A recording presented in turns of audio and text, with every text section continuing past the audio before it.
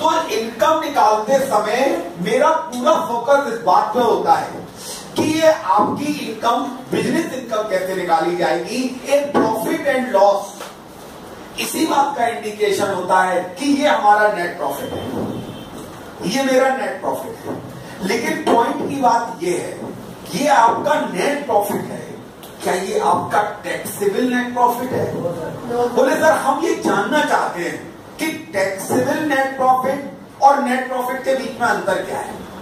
मैंने कहा एक बिजनेसमैन अपना प्रॉफिट एंड लॉस बनाते समय सारे तरीके के एक्सपेंडिचर को डेबिट में दिखाता जाता है, सारे के तरीके के एक्सपेंडिचर वो प्रॉफिट एंड लॉस में डेबिट करते जाते हैं, चाहे वो रेवेन्यू नेचर के हो, चाहे वो कैपिटल नेचर के हो, चाहे वो पर्सनल नेचर के हो, चाहे ऐसे खर्चे जो खर्चे ही नहीं होते हैं, और इसी तरीके से वो सारी की सारी इनकम को प्रॉफिट एंड लॉस में क्रेडिट करता चला जाता है, चाहे वो इनकम प्रॉफिट एंड लॉस में जानी चाहिए थी या वो प्रॉफिट एंड लॉस में नहीं जानी चाहिए।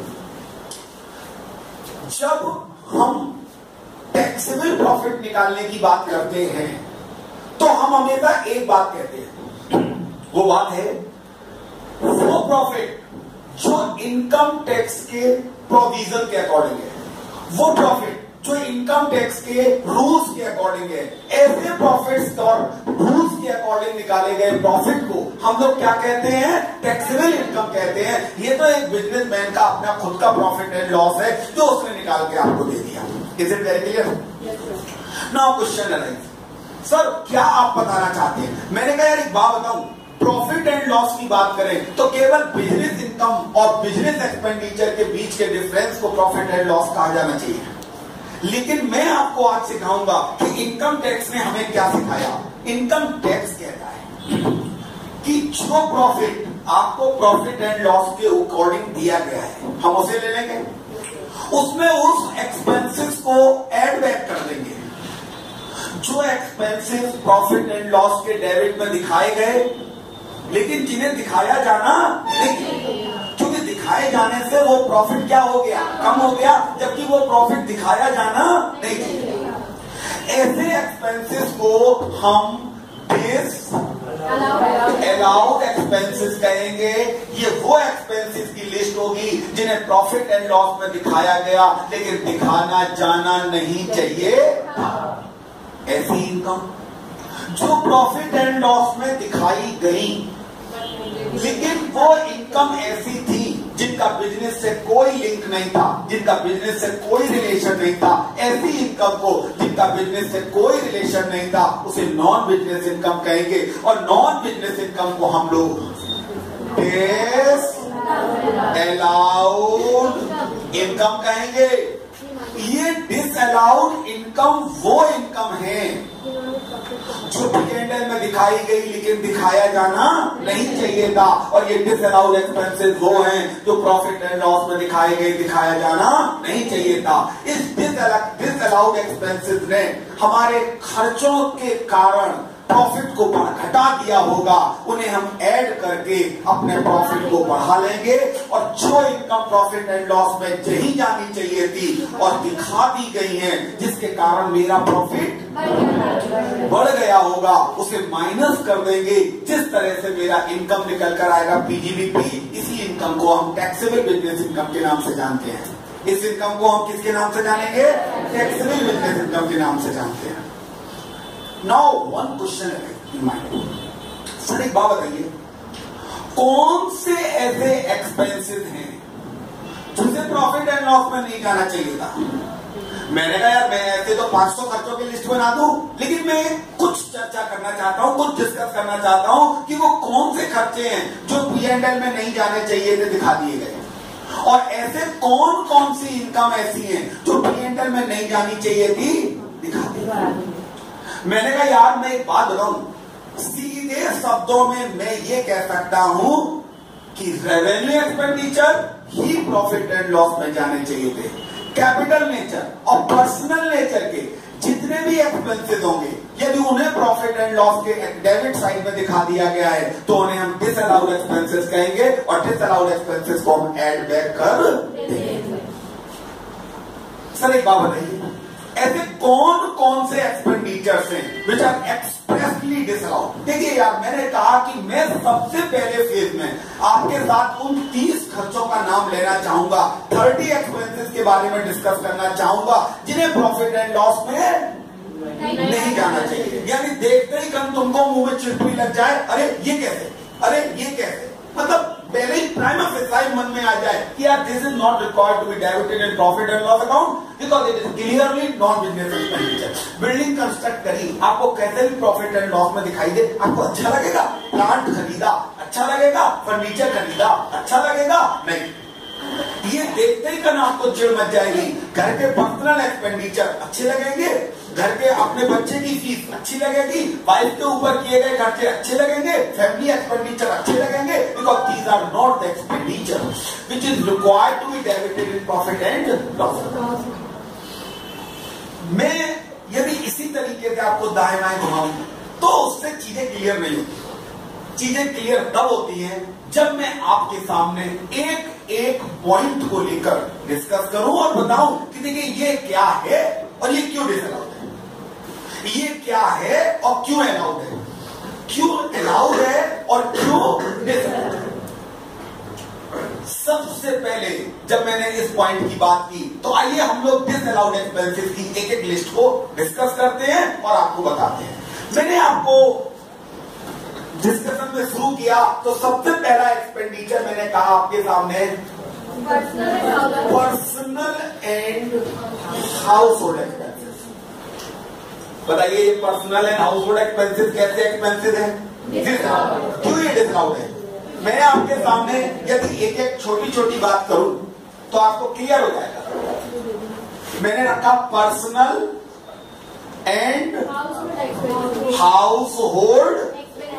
यार इस बाबत में जितने भी घर के एक्सपेंडिचर्स हैं, परिवार से रिलेटेड एक्सपेंडिचर्स हैं, चाहे वो किसी भी नाम से क्यों ना जाने जाए, चाहे मैं किसी भी नाम से क्यों ना बोला हूं, चाहे मैं आपके सामने यही क्यों ना कह दूं कि ये पर्सनल एक्सपेंडिचर जो किए जा रहे हैं ये किसी भी नेचर के क्यों ना हो, चाहे वो बच्चे की बर्थडे हो, चाहे वो लड़की की शादी हो, चाहे वो लड़के की शादी हो, चाहे वो घर के खाने पीने के पर्सनल एक्सपेंडिचर हो, चाहे वो फैमिली के हाउस होल्ड एक्सपेंडिचर हो, मैं आपके सामने एक एक शब्द की बात नहीं कहूंगा।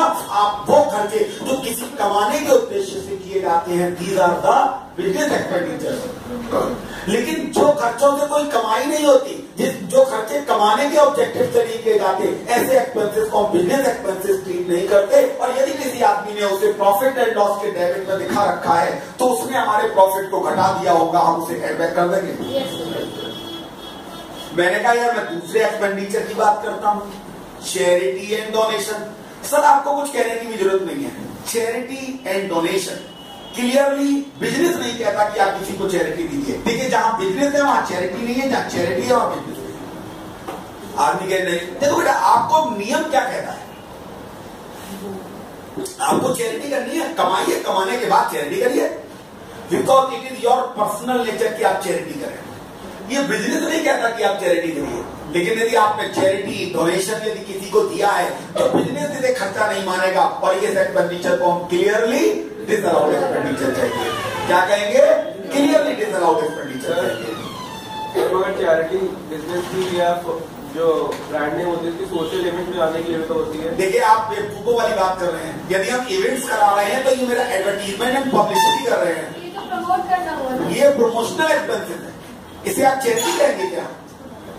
देखिए आपने प्याऊ लगवाया और पीछे उस पर लगा दिया वो अपना नाम, फिर इसे प्याऊ मत कहिए, इसे पब्लिसिटी कहिए। यदि आप प्याऊ कह रहे हैं तो उस पर नाम नहीं लिखा होना चाहिए।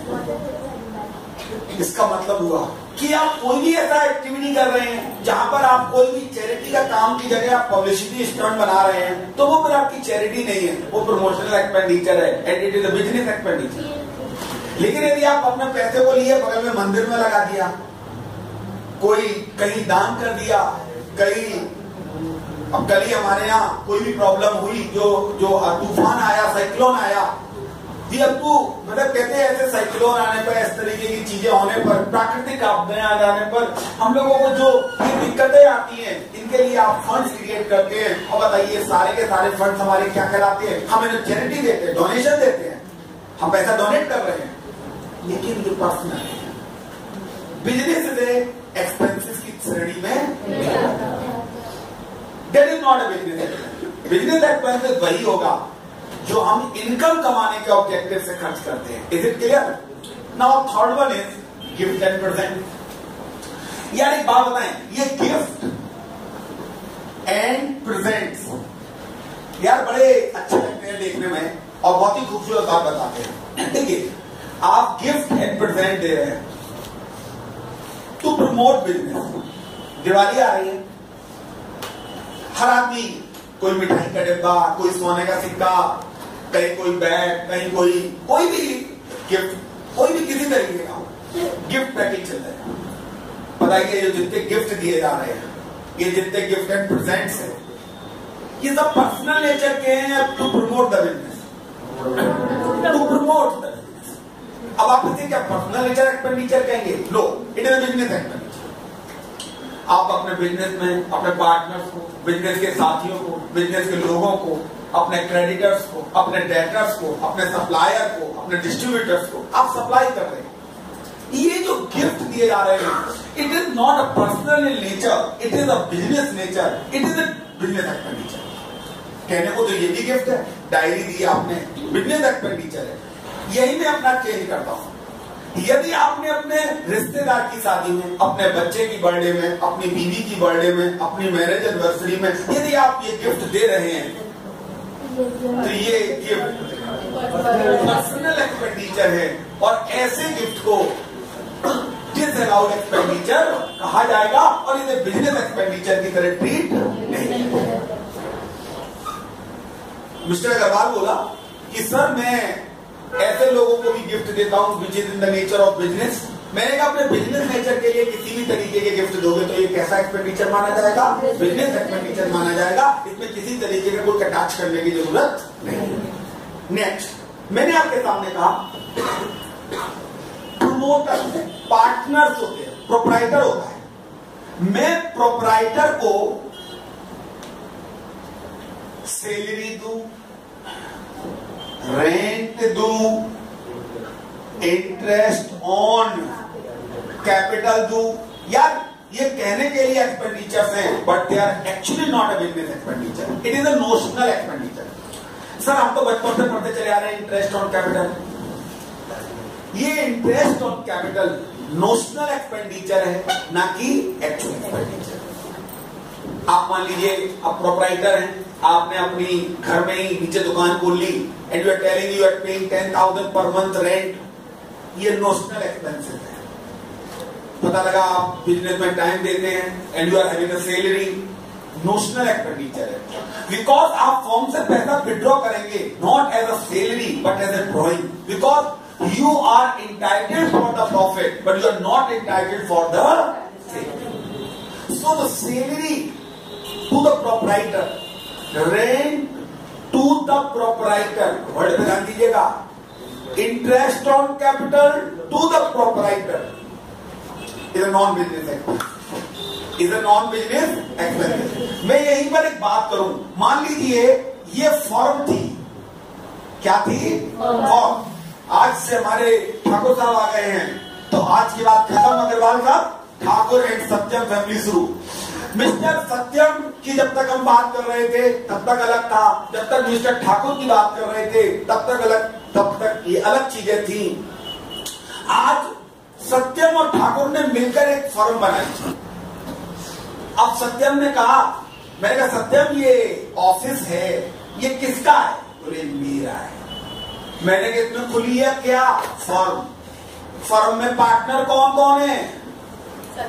सत्यम एंड ठाकुर, दो लोग हैं। अब देखिएगा, यदि अब सत्यम को इसका रेंट दिया जाएगा, नाउ पहले जब प्रोप्राइटर था तो सत्यम खुद देने वाला था, खुद लेने वाला था, दोनों की आइडेंटिटी क्या थी? सेम। लेकिन फर्म बनते ही यहां तीन आइडेंटिटी हो गई, एक फर्म, एक सत्यम, एक Thakur. Now firm paying salary to the Satyam and Thakur. Now, it is actual expenditure. It is a business expenditure. Firm paying rent to the Satyam.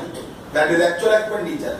Firm paying interest to the Satyam and Thakur. It is the actual expenditure because identity बदल चुकी है. वहां देने वाली firm है और लेने वाले पार्टनर है. और पहले जब सत्यम प्रोप्राइटर था तो देने वाला भी सत्यम था और लेने वाला भी सत्यम था. इसीलिए मैंने तब उसे कैसा एक्सपेंडिचर कहा था? नोशनल एक्सपेंडिचर कहा था. लेकिन जैसे ही मैंने फर्म की बात कर दी मैंने धीरे तो उसका नाम रख दिया एक्चुअल एक्सपेंडिचर. अब नियम क्या आता है? यदि प्रोप्राइटर ने अपने पार्टनर को कोई भी सैलरी का पेमेंट किया है तो वो डिसअलाउड है. फर्म ने किया है, अलाउड है. प्रोप्राइटर ने रेंट पे किया है, डिसअलाउड है. फर्म ने रेंट पे किया है, अलाउड है. प्रोप्राइटर ने इंटरेस्ट ऑन कैपिटल पे किया है, डिसअलाउड है. और फर्म ने इंटरेस्ट ऑन कैपिटल पे किया है तो अलाउड है. This is basically allowed and disallowed. Sir ये आप छाट क्यों रहे हैं अलाउड और डिसअलाउड? मैंने बेटा जितने खर्चे अलाउड होंगे उसे हम नेट प्रॉफिट में नहीं जोड़ेंगे और वे खर्चे जो डिसअलाउड हैं उन सारे के सारे एक्सपेंसेस को छांटेंगे और छांटने के बाद उसे प्रॉफिट में ऐड कर देंगे. इसलिए मुझे छांटनी एक ही चीज है, कितने अलाउड एक्सपेंसेस हैं और कितने छांटना मुझे यही है. और एक एक खर्चे पर लीगल रूलिंग्स डिस्कस करनी है. फॉर्मेट बनकर तैयार हो जाएगा. लेकिन एक एक एक्सपेंडिचर्स की हम लोग बात करने वाले हैं जो फ्रीक्वेंटली इन नेचर आपको दिखाई देते हैं, मिलते हैं. उनका समझेंगे मतलब क्या होता है और उनका ट्रीटमेंट क्या होता है. ट्रीटमेंट मुझे ये छांटना है, यदि वो अलाउड है तो मतलब उसका कुछ नहीं करना है, वो बिजनेस एक्सपेंसेस है. और यदि मैंने कहा ये डिसअलाउड है तो इसका मतलब है ये नॉन बिजनेस एक्सपेंडिचर्स हैं. और नॉन बिजनेस एक्सपेंडिचर को हम लोग क्या कर देंगे? ऐड कर देंगे. इज इट क्लियर और नॉट क्लियर? इसके बाद आता है बेटा, मैं बात आपके सामने फिर लिखूंगा, रिपेयर. सर बिगाड़ लिख रहे आप. मैंने कहा कुछ आइटम लिखते रहे तो अच्छे लगते हैं. समझो, रिपेयर को जब क्लासिफाई किया गया, हालांकि अभी मैं रिपेयर के बारे में जब सेक्शन 30 और मैं बात करूंगा तब मैं अलग बात करूंगा, लेकिन अभी मैं शॉर्ट टर्म में ही समझा देता हूं, टेम्परेरी रिलीफ देता हूं आपको. रिपेयर को दो भागों में क्लासिफाई किया गया. पहली रिपेयर को कहा गया करेंट रिपेयर और एक को कहा गया परमानेंट रिपेयर. इसे लॉन्ग टर्म रिपेयर भी कहते हैं. अरे लॉन्ग टर्म को मारो भूलिए. Current repair, permanent repair. देखिए अब आप समझिए. Current repair means normal wear and tier, normal maintenance. थोड़ी सी टूट फूट, थोड़ी सी पुताई, थोड़ा सा गड़बड़, उसे सही करना, ये नॉर्मल वियर एंड टियर कहलाता है. And it is a business activity. इसीलिए इसका नाम क्या रखा गया? Current repair.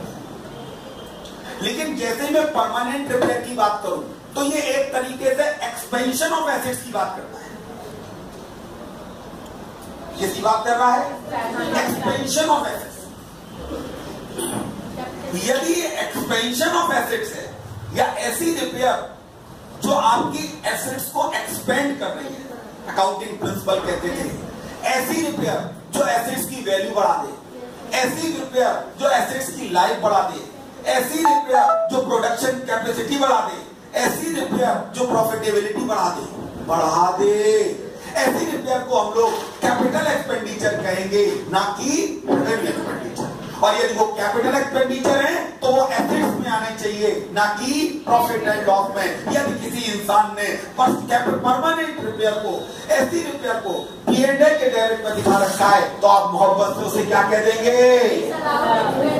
सर जी ये जगह नहीं है प्रॉफिट एंड लॉस की, इसकी जगह थी बैलेंस शीट और इसे P&L में दिखा दिया गया है, मैं इसको डिसअलाउ करता हूं.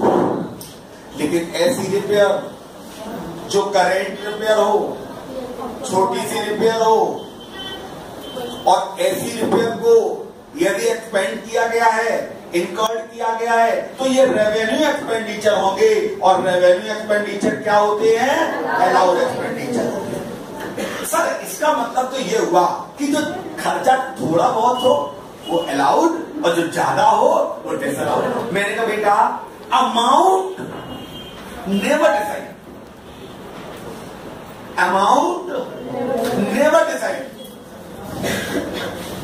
हो सकता है कि मैंने इसके ऊपर एक कमरा बनवाया, वो तो 50,000 खर्च हुआ, और मैंने इस कमरे की पुताई कराई। पुताई समझ रहे हो? मैं 8 साल से कह रहा हूं ऐसा। यदि मैंने इसकी व्हाइट वॉश कराई और व्हाइट वॉश कराने के बाद इस पे खर्चा आया वो 1 लाख आया, वो 50,000 डिसअलाउड है, वो 1 लाख अलाउड है, क्योंकि व्हाइट वॉश कराना नॉर्मल इन नेचर है। अब कराने में अलग बात है, लेकिन ये है क्या जी? Normal in nature. तो ये सारे के सारे अलाउड एक्सपेंडिचर है। और यदि इसमें किए गए ऐसे खर्चे जो इस कमरे की वैल्यू बढ़ा दें, इसमें लगा दिया गया शामियाना, इसमें लगा दिए गए गुलदस्ते, इसमें लगा दी गई वो क्या कहते हैं सोफा सेट, बेहतरीन टेबलें, अभी तो आप जान ही रहे हो कैसी टेबलों की स्थिति है, लेकिन बाकी आप जान जाए यदि इसके अंदर वो लगा दिए जाए वो क्या कहलाते हैं? झूमर। इसके ऊपर बना दिए कमरे, ये ऐसे खर्चे हैं which is increasing the value of asset. So every expenditure in connection with the plant and machinery, every expenditure in connection with the land and building, furniture and fitting, or any capital expenditure.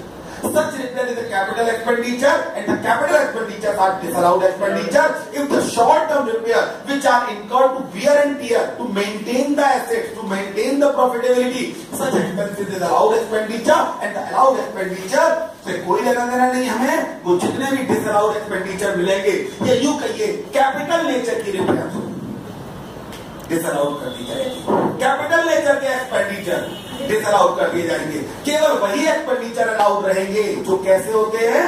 Revenue nature के होते हैं। Is it clear और not clear? बोलो बच्चों, हाँ या ना?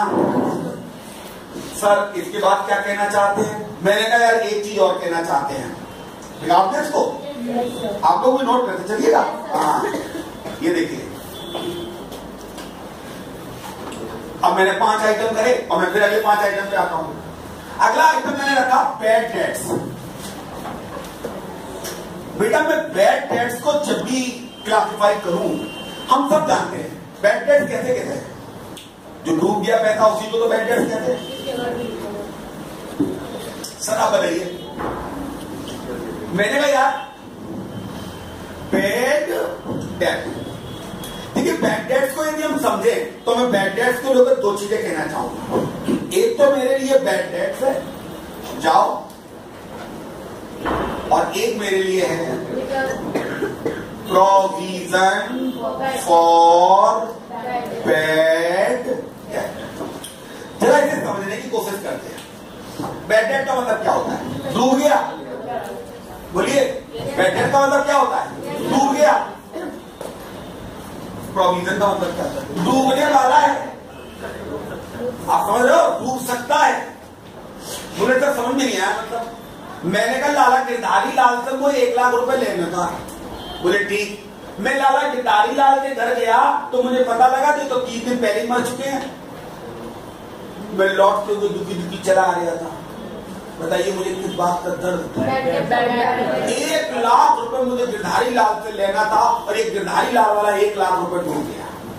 या सुन लो, मैं अपनी बात को बदलता हूं। मैं गया और मैं पहुंचा बाकायदा 31 मार्च का दिन था और मैंने कहा चलो लाला बनवारी लाल से भी 1 लाख रुपए लेने थे। आप गिरधारी तो निपट गए। चलो बनवारी लाल से पूछे क्या हुआ। बनवारी लाल के घर पर दरवाजे को खटखटाया तो बनवारी की धर्मपत्नी निकल कर आई और बोली काय के लिए आए हो? बोले 1 लाख रुपए लेना है मुझे। बोले किससे? बोले बनवारी लाल से। बोले बनवारी लाल तो पीजीआई एडमिट है।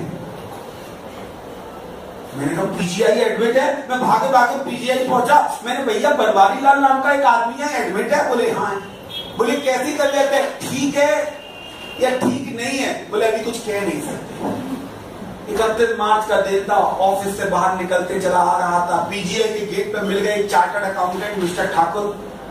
मैंने कहा ठाकुर बोले सर क्या मुस्कुरा रहे हो, दुखी हो? मैंने मेरा चेहरा ही ऐसा है कि मैं लग रहा मुस्कुरा रहा, वैसे मैं अंदर से तो दुखी हूँ। बोले अच्छा अंदर से काय बात का दुखी है? मैंने कहा मुझे गिरधारी से लेना था, वो तो डूब गया, और बनवारी से लेना है, समझ में नहीं आ रहा क्या करें। इसे डूबा मान ले या ये डूबने वाला है? मैंने देखा भगवान के चमत्कार को कुछ नहीं कह सकते हैं। मैंने कहा बेटा जापको कष्ट विधाता दे ताकि मति पहले ही हर ले, और जा पर कृपा राम की होई ता पर कृपा करे सब कोई। बोले मतलब? मैंने कहा जिंदा हो सकता है, बच सकता है, दौड़ने लग जाए, बेटा प्रभु की कृपा हो जाएगी इसके ऊपर। तो बोले प्रभु की कृपा हो गई इसके ऊपर, आप बताइए आप। मैंने कहा और नहीं हुई तो? मैंने हो गई तो बच जाएगा, नहीं हुई तो मर जाएगा। इसका मतलब हुआ ये अभी डाउटफुल कंडीशन है। इसी डाउटफुल कंडीशन को आप क्या कहते हैं? Provision for. लॉ कहता है कि bad debts is a business expenditure, क्योंकि बिजनेस करेंगे तो बैड डेट्स होगा। लेकिन provision for bad that's it is never be the business expenditure, क्योंकि आपको बैड डेट्स होगा या नहीं होगा ये बात तो अलग हो गई, लेकिन लॉस का प्रोविजन बनाना इसे डिसअलाउड एक्सपेंसेस कहेंगे। इसलिए जितना भी प्रोविजन फॉर बैड डेट्स होगा डिसअलाउड एक्सपेंडिचर। क्या कहेंगे बेटा हम लोग? Disallowed expenditure. ये वो एक्सपेंडिचर है जिसे हमने क्या कह दिया बेटा? डिसअलाउड। इज इट क्लियर और नॉट? बोलिए यस और नो। इसके बाद आता है हमें टैक्सेस पे करने पड़ते। अगला पॉइंट पे आ जाए। हमने अगला पॉइंट क्या लिखा है? टैक्सेस। या हम टैक्स को दो भागों में बांटते हैं, एक डायरेक्ट टैक्स और एक इनडायरेक्ट टैक्स।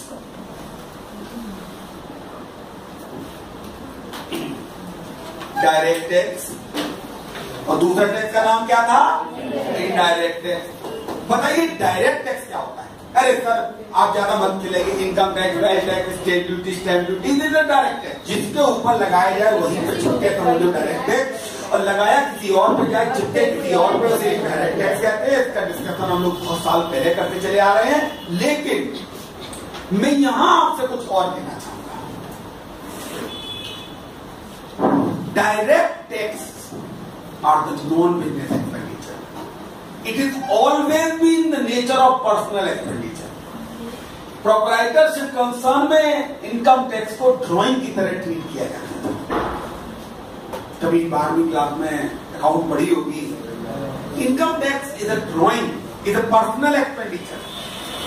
लेकिन फिर भी यदि हम आगे की दुनिया में और जाकर देखेंगे, लेकिन हम ये बात बिल्कुल दावे से कह सकते हैं कि all the direct taxes are non business expenditure. So this is, क्योंकि ये नॉन बिजनेस है, ये पर्सनल नेचर के भी नहीं है, बिजनेस के भी नहीं है, ये नॉन बिजनेस एक्सपेंडिचर है। और इसलिए जितने भी डायरेक्ट टैक्स होंगे वो क्या होंगे? डिसअलाउड होंगे। यदि किसी इंसान ने direct tax, income tax, advance tax profit and loss के डेबिट में दिखा रखा है, चाहे वो इनकम टैक्स हो, चाहे वो प्रोविजन फॉर इनकम टैक्स हो, चाहे वो एडवांस टैक्स हो, जो भी उसने P&L के डेबिट में दिखाया होगा, इट विल बी डेबिटेड। वो उसको डेबिट किया होगा, उसे हम लोग क्या कह देंगे? डिसअलाउड एक्सपेंसेस कह देंगे। चाहे वो वेल्थ टैक्स हो, पहले चला करता था गिफ्ट टैक्स, चाहे वो गिफ्ट टैक्स हो, चाहे वो स्टेट ड्यूटी हो, ये जितने भी डायरेक्ट टैक्स होंगे वो सारे के सारे क्या माने जाएंगे? इज इट क्लियर और नॉट? सर ये पर्सनल नेचर के नहीं होते? चूंकि ये पर्सनल नेचर के, मैंने कहा पर्सनल नेचर के मानो, ये इंसान बिजनेस पर होते हैं, इसलिए इसे हम लोग डिसअलाउड एक्सपेंसेस कहते हैं। लेकिन जितने भी इनडायरेक्ट टैक्स, अब बताइए इनडायरेक्ट टैक्स में कौन कौन से टैक्स है? चार तो हमारे ही मतलब के हम उन्हीं की बात कर लेते हैं। Sales tax, CST, VAT, excise, custom, service tax. बताइए सारे के सारे कैसे टैक्स? और ये माफ कर देना कि जितने भी इनडायरेक्ट टैक्स होंगे वो सब के सब अलाउड होंगे और इन्हें बिजनेस एक्सपेंडिचर माना जाएगा। यदि किसी भी इंसान ने इन्हें प्रॉफिट एंड लॉस के डेबिट में दिखाया गया है तो these are business expenditure, these are allowed expenditure. यानी यदि इनकम टैक्स में आपको प्रॉफिट एंड लॉस में वैट दिखे तो आपका मुस्कुरा के नजर क्या आएगी? Allowed. CST allowed, service tax allowed, custom duty allowed, excise duty is allowed. बताइए क्या हो जाएगा? आप और हमने दोनों ने मिलकर इस बात को चर्चा कर लिया कि कौन से खर्चे अलाउड होंगे और कौन से खर्चे इज इट क्लियर और इज इट नॉट क्लियर? तो बोलिए service tax, excise, custom, VAT, CST, ये सारे के सारे इनडायरेक्ट टैक्स हैं और जितने भी इनडायरेक्ट टैक्स होंगे वो क्या होंगे? अलाउड एक्सपेंडिचर है। देखिए अलाउड एक्सपेंडिचर का मेरा मतलब है बिजनेस एक्सपेंसिव और डिसअलाउड का मतलब है मेरा नॉन बिजनेस एक्सपेंसिव है। तो ये बिजनेस एक्सपेंसेस की मैंने बात की है वो अलाउड है और जो नॉन बिजनेस की बात की है वो सारे के सारे क्या हैं? इज इट क्लियर और नॉट क्लियर?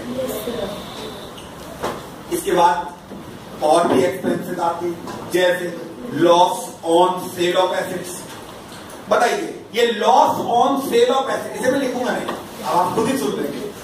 यार ये is the capital loss, it will come under the definition of capital gain, why it should be the profit and loss. तो चूंकि वो कैपिटल लॉस है वो कैपिटल गेन चैप्टर के अंतर्गत आएगा और यदि किसी इंसान ने loss on sale of asset को प्रॉफिट एंड लॉस में डेबिट कर रखा है तो वो हमारे लिए क्या हो जाएगा? डिसअलाउड एक्सपेंडिचर मान लिया जाएगा। या नो? मैंने ऐसे ही छोटी सी बात की, expenses related to other head. Sir ये क्या मतलब बताना चाहते हैं? मैंने कहा सुनिए जरा ध्यान से। हाउस प्रॉपर्टी के एक्सपेंसेस की डिडक्शन हाउस प्रॉपर्टी में मिलेगी, कैपिटल गेन के एक्सपेंडिचर की डिडक्शन कैपिटल गेन में मिलेगी, अदर सोर्सेज से रिलेटेड एक्सपेंसेस की डिडक्शन अदर सोर्सेज में मिलेगी। यार जिस हेड में खर्चा है उसी हेड में तो डिडक्शन मिलेगा। जब हम अदर हेड की इनकम नहीं लेते हैं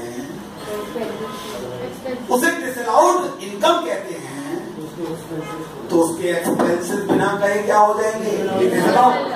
यानी यदि बिजनेस को छोड़कर यदि किसी भी एक्सपेंडिचर को किया गया है तो वो सारे के सारे खर्चे क्या हो जाएंगे? मैं यहाँ एक छोटी सी बात कहता हूँ। मान लीजिए मेरा एक घर है, उसमें से 25% पोर्शन में मैं खुद रहता हूँ, 50% पोर्शन मैंने लेट आउट किया है, 25% पोर्शन में अपना बिजनेस इस्तेमाल करता हूं। तो मेरे घर के ऊपर जितने भी एक्सपेंडिचर किए गए होंगे, चाहे वो repair, maintenance, collection, municipal tax, depreciation, land revenue, ground rent, interest on loan, दुनिया भर के एक्सपेंडिचर होते हैं जो घर के ऊपर किए जाते हैं। 50% लेट आउट हाउस है, हाउस प्रॉपर्टी जानेगा, 25% सेल्फ ऑक्यूपाइड हाउस है, हाउस प्रॉपर्टी जानेगा, लेकिन जो 25% बिजनेस है वो हाउस प्रॉपर्टी नहीं जानेगा, वो तो बिजनेस हेड ही जानेगा। और ऐसी कंडीशन बिजनेस के ऊपर जितने भी कंपोनेंट है, जितना भी प्रपोर्शन ऑफ बिजनेस है, वो सारे के सारे एक्सपेंसेस क्या मान लिए जाएंगे? अलाउड माने जाएंगे।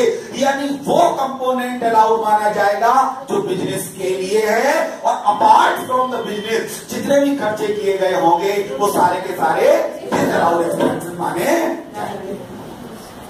मान लीजिए किसी इंसान ने पूरे के पूरे खर्चे लिए P&L में डाल दिए। सर P&L में कैसे डाल दिए जाते?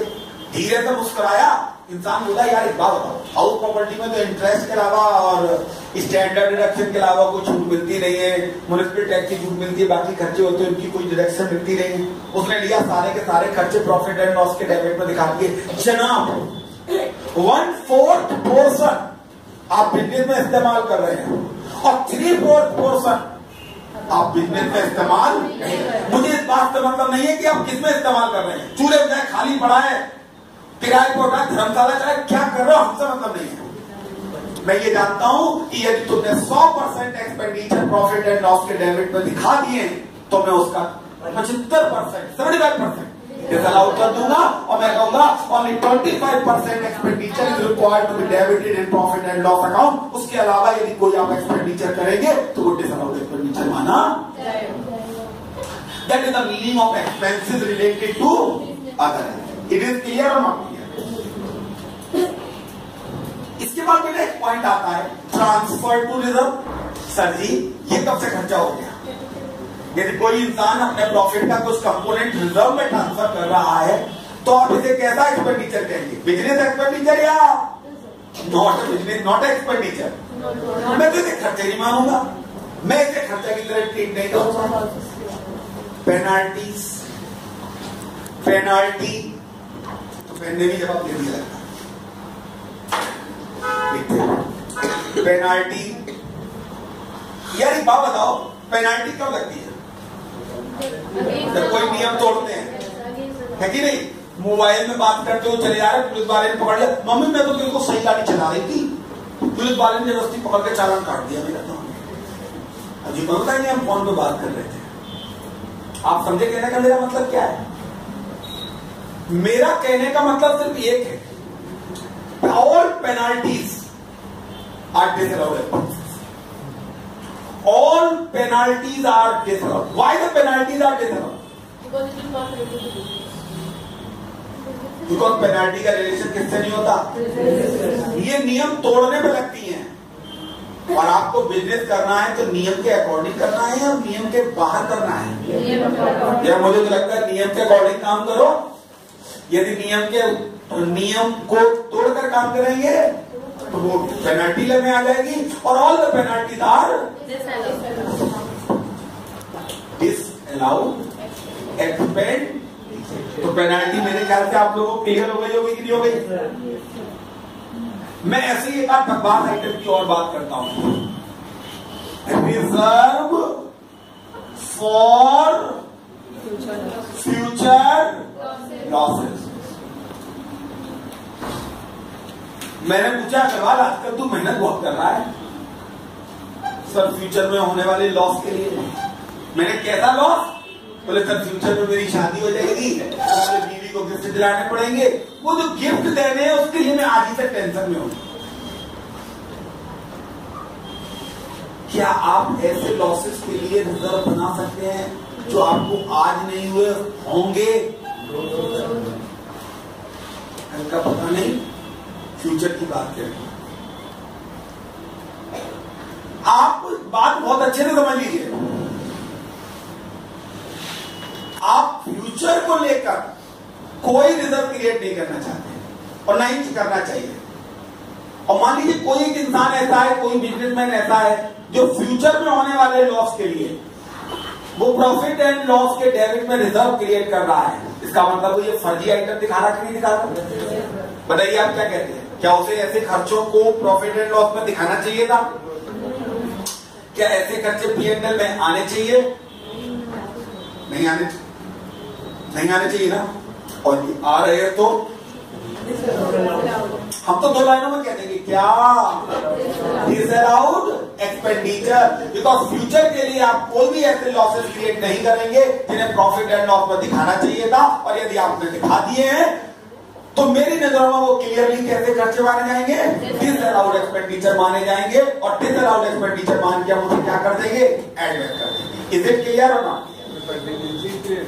कंटिजेंसी? कौन सी कंटिजेंसी? बिजनेस में कोई कंटिजेंसी नहीं होती। इनकम टैक्स कहता है जो भी एक्सपेंसेस हैं वही एक्सपेंसेस हैं, जो एक्सपेंसेस नहीं है, वरना फिर आदमी कभी कोई टैक्स देगा इनकम में? फिर कहेगा reserve for future losses. Sir ये सामान गोडाउन में रखा हुआ है, सर क्या भरोसा कल आग लग जाएगी और जल जाएगा। सर ये डेटर से पैसा लेना है, अरे सर ये सबके सब डूब के मर जाने वाले लोग हैं सर। मैंने कहा तुम क्या कर रहे हो? बोले सर कंटिजेंसी। तुमको लगता है कि इंसान क्या कर रहा है? यही कर रहा है कंटिजेंसी। उसे अपने ऊपर विश्वास ही नहीं, वो हर समय एक ही चीज रिजर्व क्रिएट कर रहा है। Only reserve, is creating reserve. और रिजर्व करते करते करते करते वो रिजर्व क्रिएट कर देता है और इकट्ठा कर लेता है पैसा। बाद में क्या होता है आप जानते नहीं। कहने का मतलब क्या है, प्रेजेंट में रहिए। इनकम टैक्स भी मना करता है, कहता है कि आप कोई भी रिजर्व क्रिएट नहीं कर सकते।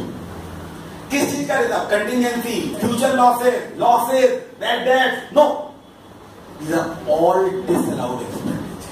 These are all non-business expenditure. So you cannot debit these expenditure in profit and loss. Is it clear or not clear?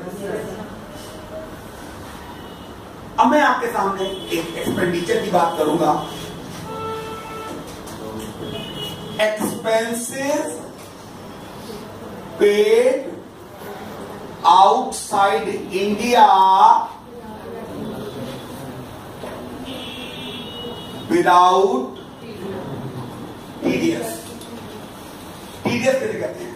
Tax deducted at source. देखिए यार, एक बात कहूं मैं आपसे, कहीं कष्ट हो तो कहीं मजा भी तो मिले। पता लगा कष्ट ही कष्ट हो रहे हैं और आनंद नहीं आ रहा है, तो बताइए बेकार है कि नहीं? आप यदि एक बात को ध्यान से देखें तो किसी के लिए खर्चा होता है तो किसी के लिए इनकम होती है। क्या कहा मैंने? तो कोई उस पर डिडक्शन क्लेम करता है तो कोई उस पर टैक्स देता है। किसी के लिए वो अलाउड एक्सपेंडिचर है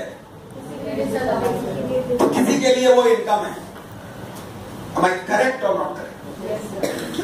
और सरकार को पूरा भरोसा है कि चूंकि ये डिडक्शन क्लेम कर रहे हैं, इन्हें आनंद मिल रहा है, इनका प्रॉफिट घट रहा है, टैक्स कम हो रहा है, लेकिन उसी चीज पर एक दूसरा आदमी टैक्स दे रहा है। यस और नो? फॉर एग्जाम्पल, मैंने मैडम आपको 1 करोड़ रुपए की तनख्वाह दी, सैलरी दी साल भर में। I have debited this 1 crore in profit and loss account.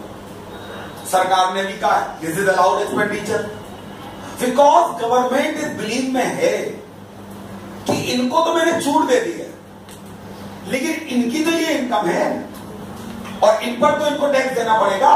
सरकार कह रही है इनसे मुझे कोई टैक्स नहीं मिलेगा, लेकिन इनसे तो मैं टैक्स वसूल लूंगा। सरकार ने इसलिए अलाउ किया है क्योंकि सरकार किसी को छूट दे रही है तो किसी से टैक्स नहीं करेगी। और जिस दिन सरकार को यह लग गया कि वो तुमसे टैक्स वसूल नहीं पाएगी तो सरकार मुझसे क्या कहेगी?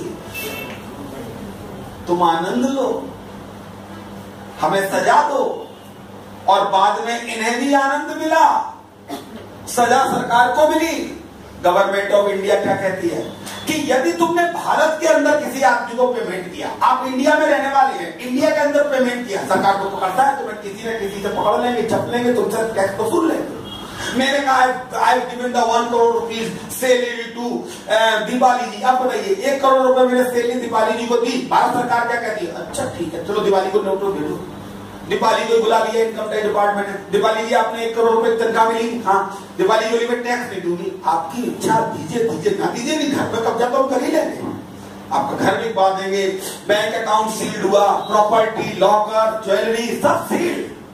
इनकम टैक्स डिपार्टमेंट चाहे तो 15 मिनट के अंदर सील, खत्म काम। बोलिए या सुनो? भरोसा है ना उसे कि आपके न मुस्कुराने के बावजूद भी वो आपसे टैक्स। अब मैंने सैलरी दे दी थी इनको, अब बताइए ये रहने वाली थी ऑस्ट्रेलिया की, तो ये भारत सरकार से क्या कह रही? ले लो, अगर हमारे से टैक्स वसूलने के लिए नहीं देंगे। अब भारत सरकार 1 करोड़ रुपए पर टैक्स लेने के लिए अब क्या ऑस्ट्रेलिया गवर्नमेंट को लिखे कि साहब ये बिना पैसे दिए भाग गए हैं, ये 5 लोग आपके हैं जिन्होंने टैक्स नहीं दिया। ऑस्ट्रेलिया गवर्नमेंट कहेगी मैं भी ढूंढ रहा हूं उन्हें। अब बताइए किसी मेलबोर्न के जंगल में गायब हो गए, उन्हें कहां ढूंढेगी ऑस्ट्रेलिया गवर्नमेंट? इनका नाम सुनीता था, बताइए सुनीता विलियम्स थी, बताइए कहां से ढूंढे? कौन सी सुनीता विलियम्स थी? इनकम टैक्स ने नियम ही बदल दिया। इनकम टैक्स ने साधारण सा नियम बनाया, यदि भारत के बाहर कोई भी पेमेंट हो रहा है हम उस पर टैक्स वसूल तो पाएंगे नहीं, लेकिन तुम जिस बंदे को पेमेंट करिए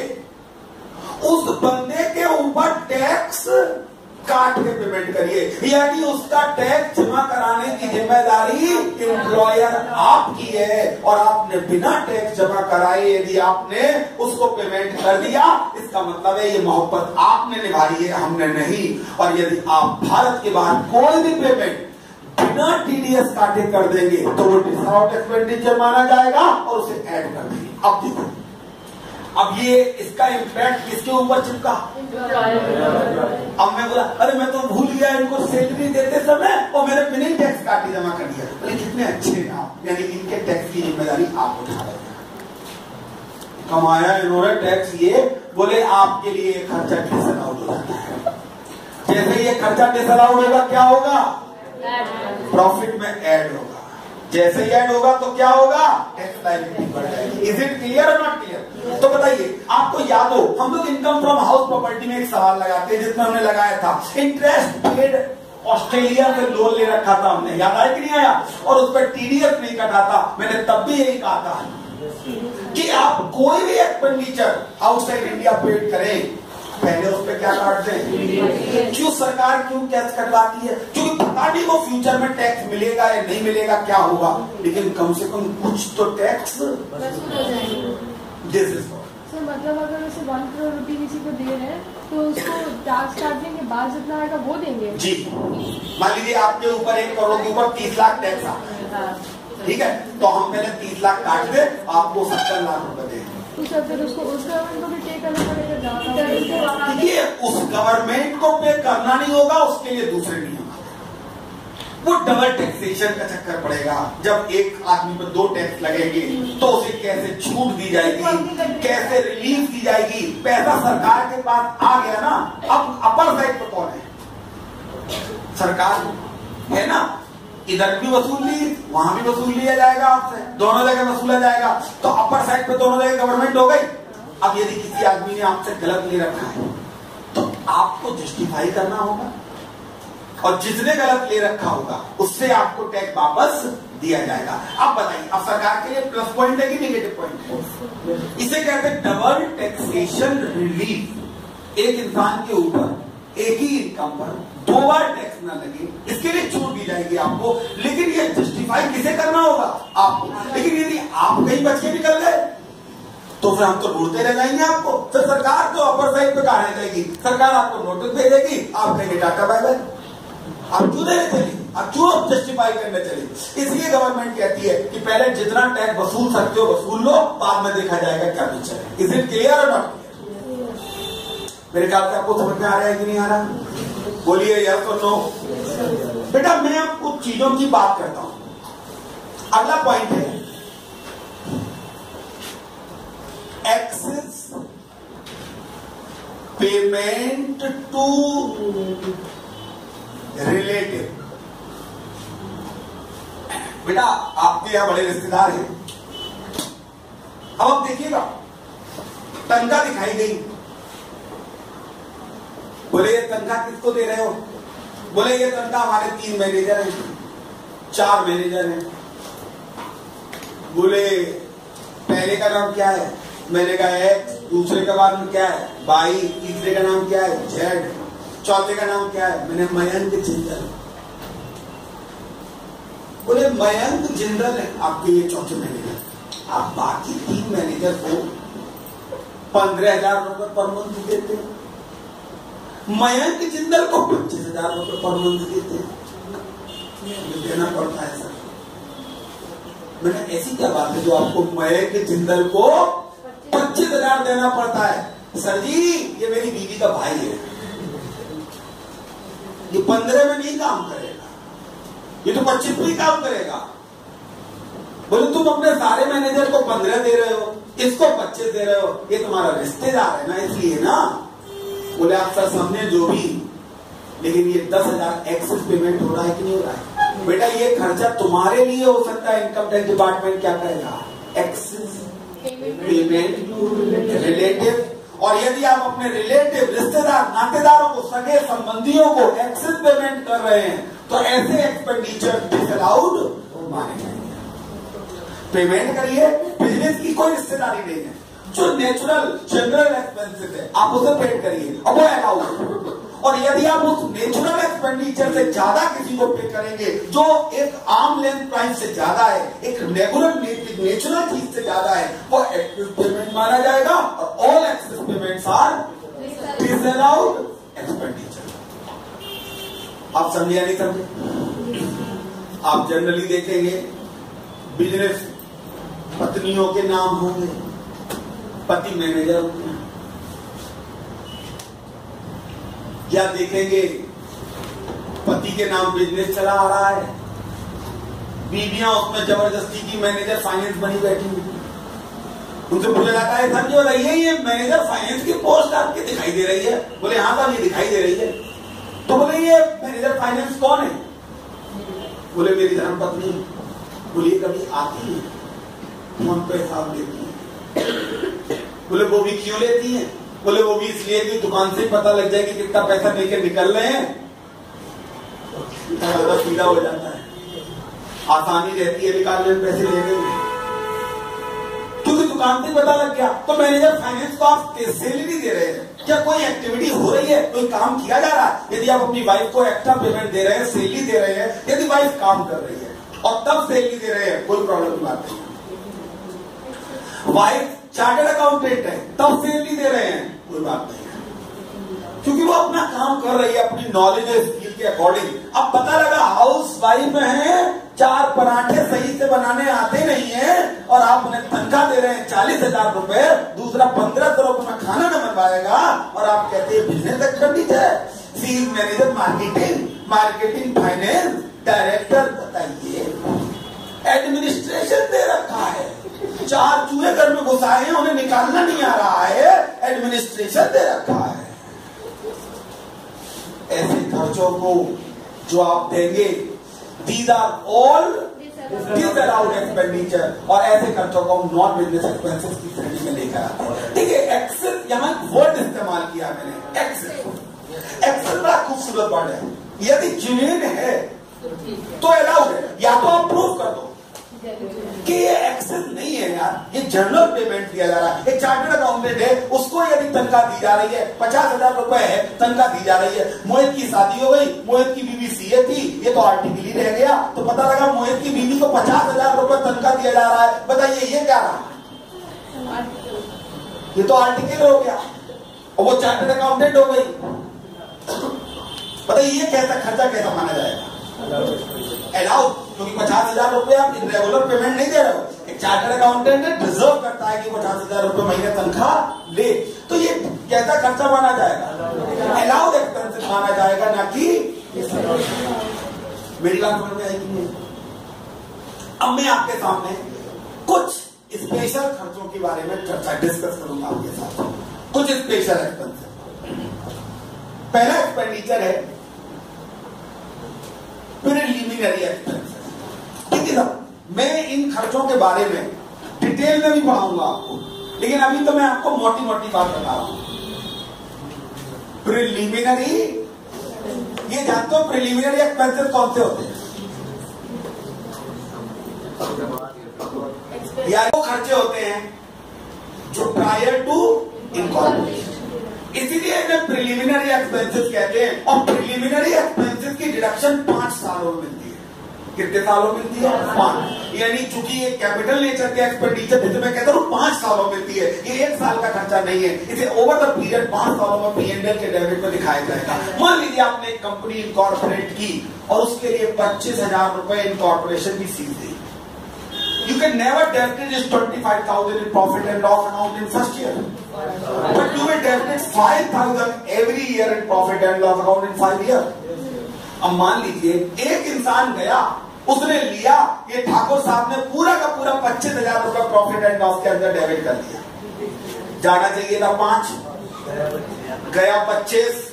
इनकम टैक्स कहता है 4/5 ऑफ प्रिलिमिनरी एक्सपेंसेस। कब 4/5 आएगा?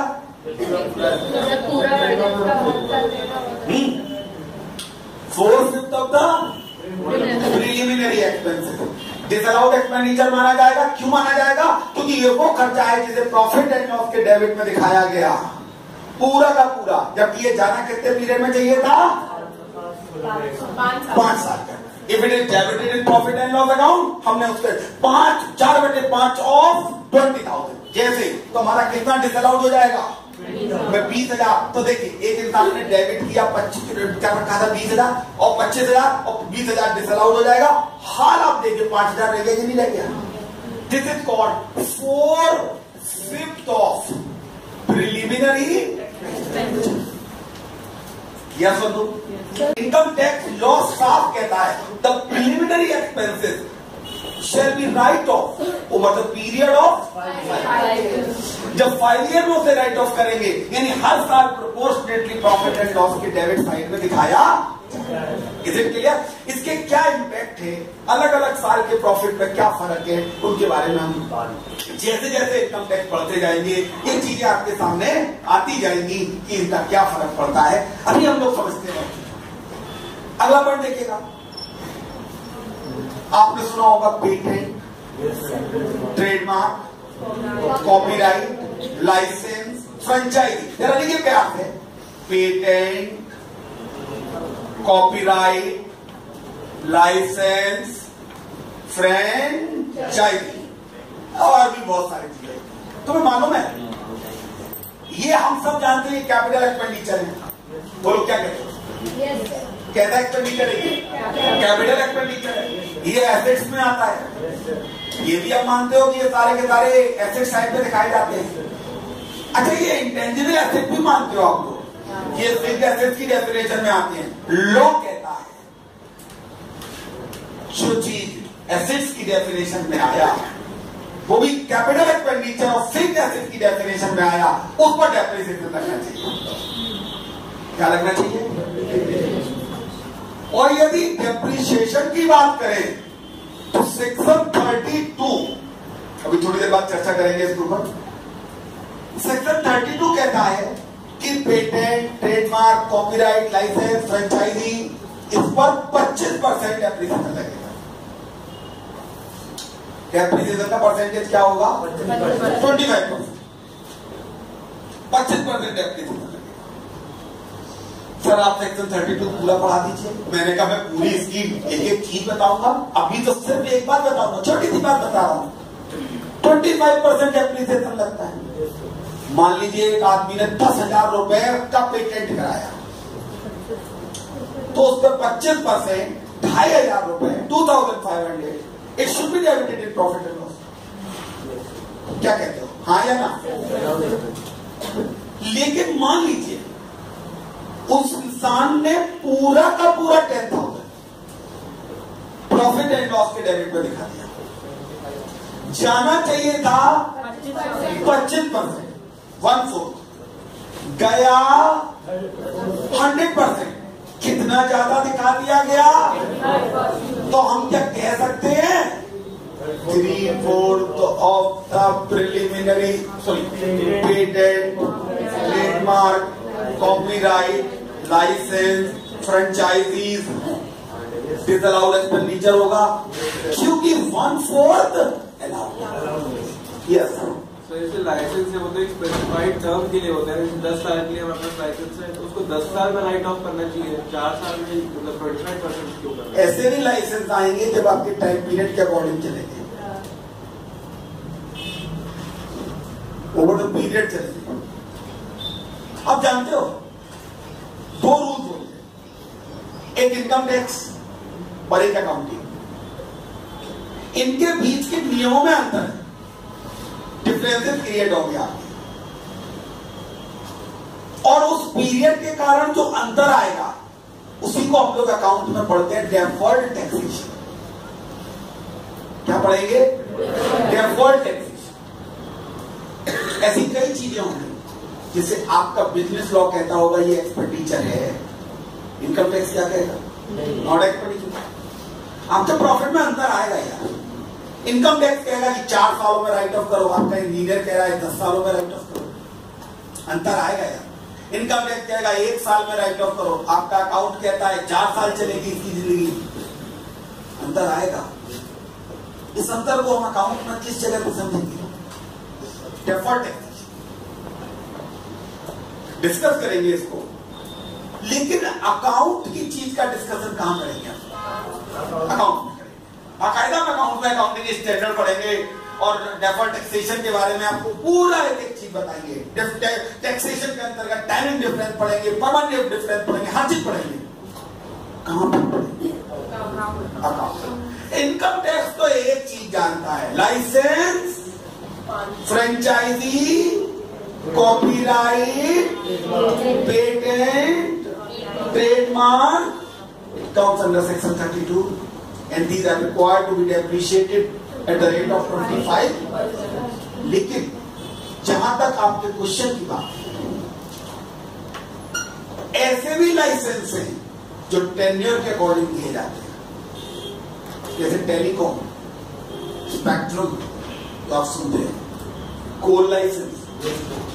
उनके लिए जो अलग अलग तरीके के लाइसेंस होंगे, उनके लिए गवर्नमेंट ऑफ इंडिया ने दूसरे रूल बनाए होंगे और उस दूसरे रूल को हम अलग सेक्शन में पढ़ेंगे। यानी 32 उनके बारे में बात कह रहा है जो क्या है, डेप्रिशिएबल कैटेगरी में आती है और उन पर कितने परसेंट के रेट से डेप्रिशिएशन लगेगा?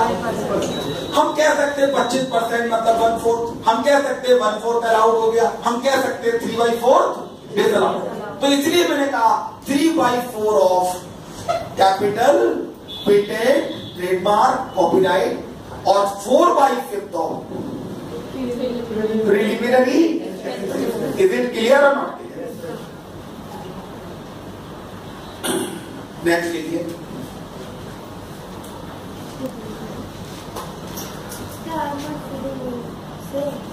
कैपिटल, हाँ जी can go. Capital expenditure on family planning. देखिए, फैमिली प्लानिंग एक्सपेंडिचर को मैं यदि ये कहूं, फैमिली प्लानिंग एक्सपेंडिचर दो तरीके के हो सकते हैं, या तो रेवेन्यू नेचर के भी हो सकते हैं और कैपिटल नेचर के भी हो सकते हैं। गवर्नमेंट ऑफ इंडिया ने इसे क्लियरली बिजनेस एक्सपेंसेस माना और ये अलाउड एक्सपेंडिचर है। कैसा एक्सपेंडिचर है? Allowed, if it is revenue nature. यदि आप कैपिटल नेचर का एक्सपेंडिचर कर रहे हैं फैमिली प्लानिंग के लिए, फैमिली प्लानिंग के ऊपर कैसा खर्चा कर रहे हैं? कैपिटल नेचर का एक्सपेंडिचर कर रहे हैं, तो ये जो कैपिटल नेचर का एक्सपेंडिचर है, it will be allowed over the period of 5 year. सरकार कितने सालों में इसको अलाउड करती है? और आपने यदि इकट्ठा प्रॉफिट एंड लॉस के डेबिट में दिखा दिया तो मोहब्बत से आप क्या कर देंगे? 4/5 of capital expenditure on family planning क्या हो जाएगा? अब आप समझ पा रहे हो ये 4/5 को? हमारा फॉर्मेट तो साफ कह देगा 4/5 of capital expenditure on family planning days allowed. क्यों 1/5 अलाउड? क्यों? क्योंकि इसकी डिडक्शन ये 25% जो तरीका है इनकम टैक्स का, उस नियम को हमने अपने दिमाग में बैठाला और उसके अकॉर्डिंग हमने अपने फॉर्मेट की ड्राफ्टिंग क्या कर दी? शुरू कर दी और क्लियर कट कह दिया ये वो खर्चे हैं जो डिसअलाउड होंगे, कितने डिसअलाउड होंगे, उनके बारे में हम लोग एक पॉइंट करके डिस्कशन करते जा रहे हैं। Is it clear? सर एक बात बताइए, इनकम टैक्स ने एक सेक्शन बनाया, लोग ब्लैक में पेमेंट करते हैं, फर्जी पेमेंट करनी नहीं है, फिर भी दिखाए ऐसा कैश में पॉसिबल है, चेक से पॉसिबल तो है नहीं, तो इनकम टैक्स का नियम है, हम तो क्या कहते हैं? आप 20,000 तक खर्चे को आप कैश में कर सकते हैं, अप टू 20,000। लेकिन एक बात बताऊं, यदि किसी को भी आपने 20,000 से ऊपर कैश में पेमेंट कर दिया तो पूरा का पूरा खर्चा डिसअलाउड हो जाएगा। अब आपकी तनख्वाह 20,000 रुपए है, हम कैश में दे सकते हैं, 15,000 है कैश में दे सकते हैं, 21,000 है, अब तो चेक ही देंगे भैया, यानी फर्जी पेमेंट छोटे मोटे तो किए जा सकते हैं, ज्यादा क्या करें। मोदी सरकार ने जो नियम बनाए हैं, जो चीजें बनी हैं और जिन चीजों पे अमल हो रहा है, अब उससे एक इंसान ब्लैक में पैसा रख के रोटी चावल दाल टमाटर खा सकता है और कुछ नहीं कर सकता। 3 साल लगेंगे। कितने साल? 3 साल। और 3 साल के बाद देखिएगा ब्लैक और व्हाइट का जो चक्कर है उसमें ऐसा धराशायी होगा पूरा मामला, और इतने लोग पकड़े जाएंगे जिसकी कोई लिमिट नहीं होगी। क्यों? आपको समझना होगा कि सरकार प्लानिंग क्या है, सरकार कैसे चल रही है, सरकार क्या कर रही है, इनको देखना होगा। ये नियम बनाए ही इसीलिए जा रहे हैं कि लोग ब्लैक छोड़कर व्हाइट में आए, व्हाइट के अंदर आए। इसीलिए सरकार क्या कहती है, अरे आदमी खाएगा पिएगा कितना खा लेगा यार। ये तो हम गरीब लोग हैं जो हमेशा सोचते रहते हैं कि ये खाना वो खाना, है ना। तो रीजन क्या है, आदमी बहुत ज्यादा एक्सपेंडिचर इन सब चीजों पर नहीं कर सकता है। रीजन ही सिंपल था है, सरकार ब्लैक एक्सपेंडिचर से हटना चाहती है। सरकार कहती है कि यदि आपको किसी को देना है 20,000 रुपए तक का पेमेंट कर दीजिए कैश में, कोई दिक्कत नहीं, इतना तो मजबूरी है। लेकिन यदि 20,000 से ऊपर यदि किसी भी इंसान को पेमेंट करोगे तो वो खर्चा क्या हो जाएगा, डिसअलाउड एक्सपेंडिचर माना जाएगा। और ये डिसअलाउड एक्सपेंडिचर मान के क्या कर दिया जाएगा, पॉलिटिकल पार्टी आप डोनेशन देना चाहते हैं दीजिए। इनकम टैक्स कहता है कि ये डोनेशन पॉलिटिकल पार्टी को ये आपका पर्सनल एक्सपेंडिचर है, ना कि बिजनेस है। इसलिए ये खर्चा क्या मान लिया जाएगा, डिसअलाउड मान लिया जाएगा और इनको कोई छूट नहीं मिलेगी। मेडिकल इंश्योरेंस प्रीमियम, आप मेडिकल इंश्योरेंस कराते हैं लाइफ का, उसका प्रीमियम पे करते हैं। ऐसा प्रीमियम कैश में होना चाहिए, चेक में? चेक में। यदि कैश में पे किया गया है तो वो क्या कर दिया जाएगा, यानी यदि आप मेडिकल इंश्योरेंस प्रीमियम दे रहे हैं, खर्च कर रहे हैं, तो ये should be through medical insurance तो पर्सनल एक्सपेंस आपका अपना, एम्प्लॉइयों को करा देते हो, बिजनेस एक्सपेंडिचर होगा। और ऐसे बिजनेस एक्सपेंडिचर की भी डिडक्शन तब मिलेगी जब आपने किसमें कराया हो, चेक से हो। यदि आपने कैश में मेडिकल इंश्योरेंस प्रीमियम का पेमेंट किया है तो वो क्लियरली क्या मान लिया जाएगा, डिसअलाउड एक्सपेंडिचर माना जाएगा। रिपेयर ऑफ कैपिटल नेचर समझ गए होंगे, डिसअलाउड। और आखिरी आइटम की बात करता हूं, कैपिटल एक्सपेंडिचर ऑन एडवर्टीजमेंट। देखिए बेटा, एडवर्टीजमेंट पर खर्चा करिए और एडवर्टीजमेंट पर किए गए खर्चे अलाउड एक्सपेंसेस होते हैं। लेकिन इसका मतलब ये नहीं है कि बड़े बड़े साइन बोर्ड ग्लो साइन लगा रहे जिनकी लाइफ 5-5, 6-6 साल है, वो आपके कैपिटल एक्सपेंडिचर माने जाएंगे। और ऐसे कैपिटल एक्सपेंडिचर पर आप डेप्रिसिएशन ले सकते हैं, it will never be debited in profit and loss. यानी capital expenditure are disallowed, revenue expenditure for advertisement TV में दिया अलाउड, कैटरीना को दिया अलाउड, शाहरुख खान को दिया अलाउड, मैरी कॉम को दिया अलाउड, पब्लिसिटी कराई अलाउड, टीवी पे दिया अलाउड, किसी को दिया अलाउड। लेकिन ऐसे खर्चे एडवर्टीजमेंट के जिसका नेचर क्या है, कैपिटल नेचर का है, ऐसे कैपिटल नेचर के एक्सपेंसेस को हम लोग क्या कहेंगे, डिसअलाउड एक्सपेंसेस कहेंगे। क्या कहेंगे, इज इट क्लियर और नॉट क्लियर? ये मैंने सारे के सारे खर्चे की लिस्ट लिखाई आपको, वे वो खर्चे थे जो किस सेक्शन में आते थे, अलाउड और डिसअलाउड। अब मैं जरा एक बात करूंगा, कौन सी इनकम डिसअलाउड होगी? मैंने कहा ऐसी इनकम जो प्रॉफिट एंड लॉस में नहीं जानी चाहिए थी, और यदि किसी इंसान ने ऐसी इनकम को प्रॉफिट एंड लॉस में दिखा दिया है, ऐसी इनकम को मैं डिसअलाउड इनकम कहूंगा। मैं सीधे शब्दों में कह दूं, नंबर 1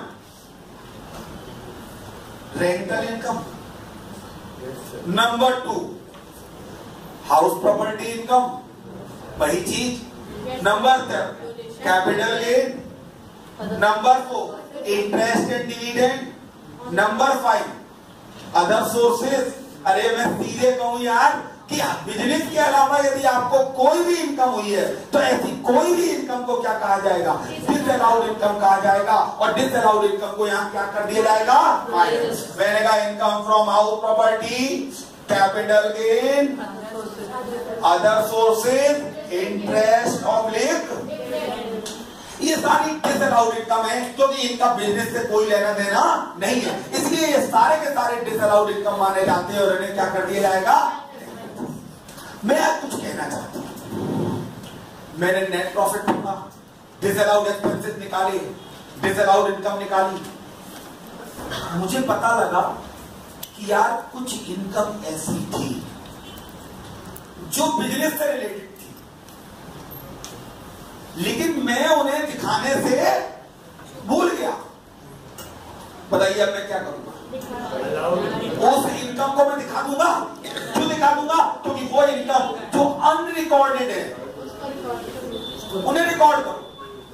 देखिए इनकम टैक्स का नियम कहता है कि ऐसी इनकम जिसे प्रॉफिट एंड लॉस में नहीं जाना चाहिए था यदि दिखा दिया गया है तो उसे हम लोग क्या कहेंगे? दिस ऐसी इनकम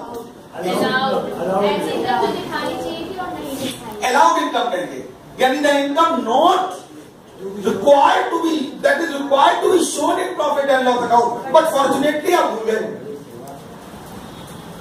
Fortunately आप, मैंने कहा कि यदि कोई भी एक्सपेंड इनकम है जो छूट के दिखाना चाहिए, अनरिकॉर्डेड इनकम, पता लगा किसी ने डिस्काउंट दिया, किसी ने ब्रोकरेज दिया, कोई कमीशन दिया, कोई भी इनकम हुई और आप उसे क्या करना भूल गए? रिकॉर्ड करना भूल गए, तो आप बताइए ऐसी इनकम से प्रॉफिट आपका बढ़ जाएगा कि नहीं बढ़ जाएगा? आप उसे छोड़ देंगे। ऐसी इनकम को क्या कहेंगे? अलाउड इनकम या income not previously shown in profit and loss account, unrecorded income. और ऐसी अनरिकॉर्डेड इनकम को और इसके बाद अनरिकॉर्डेड वो खर्चे जिन्हें प्रॉफिट एंड लॉस में दिखाना चाहिए था और यदि आपने नहीं दिखाए ऐसे एक्सपेंसेस को हम लोग क्या कर देंगे? माइनस। Is it clear? हाँ सर, ऐसे किसी कंपनी ने शेयर फ्लोट किए हैं तो एडवांस कॉल मनी पे इंटरेस्ट देती है ना कंपनी, तो इंटरेस्ट जो पे करेंगे वो अलाउड एक्सपेंस होगा? बिल्कुल अलाउड हो। तो मगर वो बिजनेस एक्टिविटी की वजह से तो हुआ नहीं है। Very good. पैसे का इस्तेमाल क्या करेंगे? तो मगर वो जो आपने शेयर इशू किए थे, वो शेयर इशू करके जो पैसा आपके पास आ रहा था, उस पैसे का इस्तेमाल किस पर्पज में किया? मगर वो तो एडवांस पैसा आगे उतनी जरूरत ही नहीं थी। फिर आपने क्या किया था? उसको वापस कर दिया था तुरंत के तुरंत? क्यों रखा था? आपने किसी के पैसे को अपने पास रखा हुआ है, लेने नहीं आया है, आप उसे ब्याज देंगे कि नहीं देंगे? आप यदि ब्याज देंगे तो बनाओ, और नहीं अच्छा लगा तो बनाना चाहिए था, डीडी वापस कर देना चाहिए था, भेज देना चाहिए था। अदरवाइज मैं तो यही मानूंगा कि we are using the money in the business. If we are using the money in the business it is clearly allowed expenditure. Business का प्रिंसिपल ये कहता है if you are utilising the fund for business activity it is allowed. If you are not utilising the fund for business activity it is. अब बेटा मैं चाहूंगा कि जरा इस फॉर्मेट को एक नजर आप देख लें। ये पीजी पेज नंबर 2 को आप जरा ध्यान से देखें। देखिए नेट प्रॉफिट एज पर P&L plus disallowed expenses minus disallowed income plus allowed income not recorded in P&L minus allowed expenses not charge to P&L। ये आ गया। अब हमारे और आपके मन में दो चीज में आई, अलाउड एक्सपेंसेस और इनकम के बारे में क्या कहते हैं? Those which are meant to charge the profit and loss. हमने दुनिया भर के एक्सपेंसेस के बारे में बताया। जरा ध्यान से आप देख रहे होंगे, आपको पूरी लिस्ट दिख रही है, नीचे तक देखिए, जरा ध्यान से आपको देखिए। सारे 27 आइटम यहाँ आपको दिखाई दे रहे हैं। ये 27 आइटम वो हैं जो कहां डेबिट किए गए हैं? P&L में डेबिट किए गए हैं और इन्हें P&L में नहीं दिखाया जाना चाहिए। पन्ना पलटिए। आइए fringe benefit tax, fringe benefit tax इसके बारे में बाद में बात करेंगे। और ऊपर देखिए, ये ऊपर के 4 पॉइंट तक के यहां तक के आइटम है, इन्हें देखिए। ये खर्चे क्या हो रहे हैं? ये वो आइटम है जिनके बारे में आप क्या कहेंगे? डिसअलाउड इनकम, जिन्हें प्रॉफिट एंड लॉस में नहीं दिखाना चाहिए था और प्रॉफिट एंड लॉस में दिखाई गई, ऐसी इनकम को हम लोग क्या कहेंगे? डिसअलाउड इनकम कहेंगे। उसे एड बैक कर दिया है। इज इट क्लियर और नॉट क्लियर? अब मैं बताऊंगा आपको जितने भी एक्सपेंसेस होते हैं that is defined under section, यानी एक्सपेंसेस को अगर हम डिफाइन करें तो सेक्शन 30 से लेकर मैं 37 तक आपको खर्चे के बारे में बताऊंगा। मैं बताऊंगा सेक्शन 30 में क्या है और 30 से लेकर 37 तक के एक्सपेंडिचर्स में क्या है। आइए एक एक सेक्शन की बात करें। सबसे पहले मैं बात करूंगा सेक्शन 30। सेक्शन 30 है rent, rates, taxes, repair and maintenance of building. क्या क्या कहा बेटा मैंने? Rent, rates, taxes, repair, maintenance, insurance. यार समझ पाए तुम इसका मतलब? बिजली। अग्रवाल काहे आत्मा बड़बड़ा रही है तेरी? Rent, rates, taxes, repair, insurance किसकी? लेकिन ये तब ये सेक्शन 30 कहती है बिजनेस एक्सपेंसेस माने जाएंगे if the premises are going to be used in business and profession. यदि आप अपने बिल्डिंग को, प्रीमिसेस को आप बिजनेस में इस्तेमाल कर रहे हैं तो सेक्शन 30 कहता है कि ये खर्चा क्या माना जाएगा? बिजनेस एक्सपेंसेस माना जाएगा। It is allowed expenditure. Rent आप जानते हैं, रेट्स एंड टैक्सेस, जो भी म्युनिसिपल टैक्सेस एंड एक्सेट्रा हम पे करते हैं। रिपेयर हम जानते हैं, इंश्योरेंस हम जानते हैं। रिपेयर की बात में कहूं तो केवल शॉर्ट टर्म रिपेयर सारा बिजनेस एक्सपेंडिचर, कैपिटल नेचर की रिपेयर वो कैपिटल एक्सपेंडिचर है या नॉट अलाउड एज डिडक्शन। मैं यहां पर एक बात कहना चाहता हूं, जरा ध्यान से देखिएगा। जब मैं रेंट की बात करूं, रेंट आप किसी प्रोमिसेस को रेंट पे लेते हैं तो it is allowed expenses, it is a business expenses. Rent should be fixed. Fluctuating rent को बिजनेस एक्सपेंसेस नहीं माना जाएगा। फ्लक्चुएटिंग रेंट बिजनेस एक्सपेंसेस नहीं होता। रेंट खर्चा अलाउड है या नहीं? मैंने कहा rent must be fixed. Fluctuated item can not be treated as rent. तो मान लीजिए हमने आपसे प्रोमिसेस को रेंट पे लिया और मैंने कहा मैं 25% ऑफ द फीस आपको देता रहूंगा। बोले 25% फीस का ही दे रहे हो? मैंने कहा आप इधर रेंट समझ लीजिएगा। इनकम टैक्स कहता है it is never be treated as rent और ये रेंट डिसअलाउड एक्सपेंसेस माना जाएगा। पहला पॉइंट क्लियर हुआ कि मैंने दूसरी बात आपसे कही। मान लीजिए आपने कोई प्रॉपर्टी रेंट पे ले ली और रेंटेड प्रॉपर्टी को आप उस पर कोई रिपेयर करा रहे हैं तो कायदे से तो रिपेयर तो ओनर को कराना चाहिए। लेकिन यदि आपके रेंट एग्रीमेंट में ये लिखा हुआ है कि रिपेयर की जिम्मेदारी किसके ऊपर है? मेरे ऊपर है, तो मैं इसकी डिडक्शन क्लेम कर सकता। दूसरी बात क्लियर हो गई। तीसरी चीज होती है एरियर ऑफ रेंट। मान लीजिए आपकी एक प्रॉपर्टी है, उसे आपने किराए पे ले रखा था, आपसे पहले किसी ने किराए पे ले रखा था। किराएदार 5 महीने तक आपको झटकाता रहा, आपने कोई भी रेंट पे उसने नहीं किया और अचानक भाग गया। जब आप उस किराए को लेने पहुंचे, प्रॉपर्टी को लेने पहुंचे, बोला हम देंगे नहीं, किराए पे नहीं देंगे। बोले क्यों? बोले पिछले बार किराएदार 5 महीने किराया नहीं दिया। मैंने कहा मैं उसका भी किराया दे देता हूं। बोले चलो ठीक है आप उसका दे दो किराया। पॉइंट आता है कि जितने पीरियड मैंने प्रेमिसेस को इस्तेमाल किया उतने पीरियड का जो रेंट पे होगा डिडक्टिबल होगा। लेकिन जो मैं प्रीवियस टेनेंट था उसका यदि मैं कोई एरियर रेंट पे कर रहा हूं तो वो रेंट डिडक्टिबल नहीं होगा, क्योंकि उस पीरियड में मैंने प्रिमिसेस का कोई भी इस्तेमाल नहीं किया था। इज इट क्लियर और नॉट क्लियर? यानी सेक्शन 30 साफ शब्दों में किसकी बात करता है? Rent, rate, taxes, repair, insurance of. एक बार जरा किताब में अपने सेक्शन को देख लें। देखिए बेटा, पहला point, only the revenue expenditure current expenses are deductible, capital expenditure are disallowed. In case of the assessee is a tenant, deduction for repair is allowed only if the assessee has undertaken to bear the cost of repair. The rent of building owned by the proprietor is disallowed. However, the rent paid by the firm to the partner is allowed. समझ चुके होगे बेटा? Land revenue, local taxes, municipal taxes are deductible under subject to section 43B.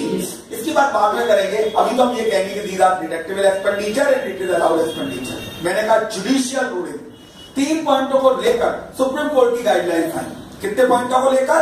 3 point. मैंने इसे short में लिखा है, पहले हालांकि हम लोग बड़े एक्सप्लेन करके पढ़ते थे, उतनी जरूरत नहीं है, लेकिन फिर भी जाने सुप्रीम कोर्ट ने 3 डायरेक्शंस दिए थे। पहला डायरेक्शन था painting on outside of the building is a repair of the revenue expenditure. दुनिया जानती है पेंटिंग बिजनेस एक्सपेंडिचर है।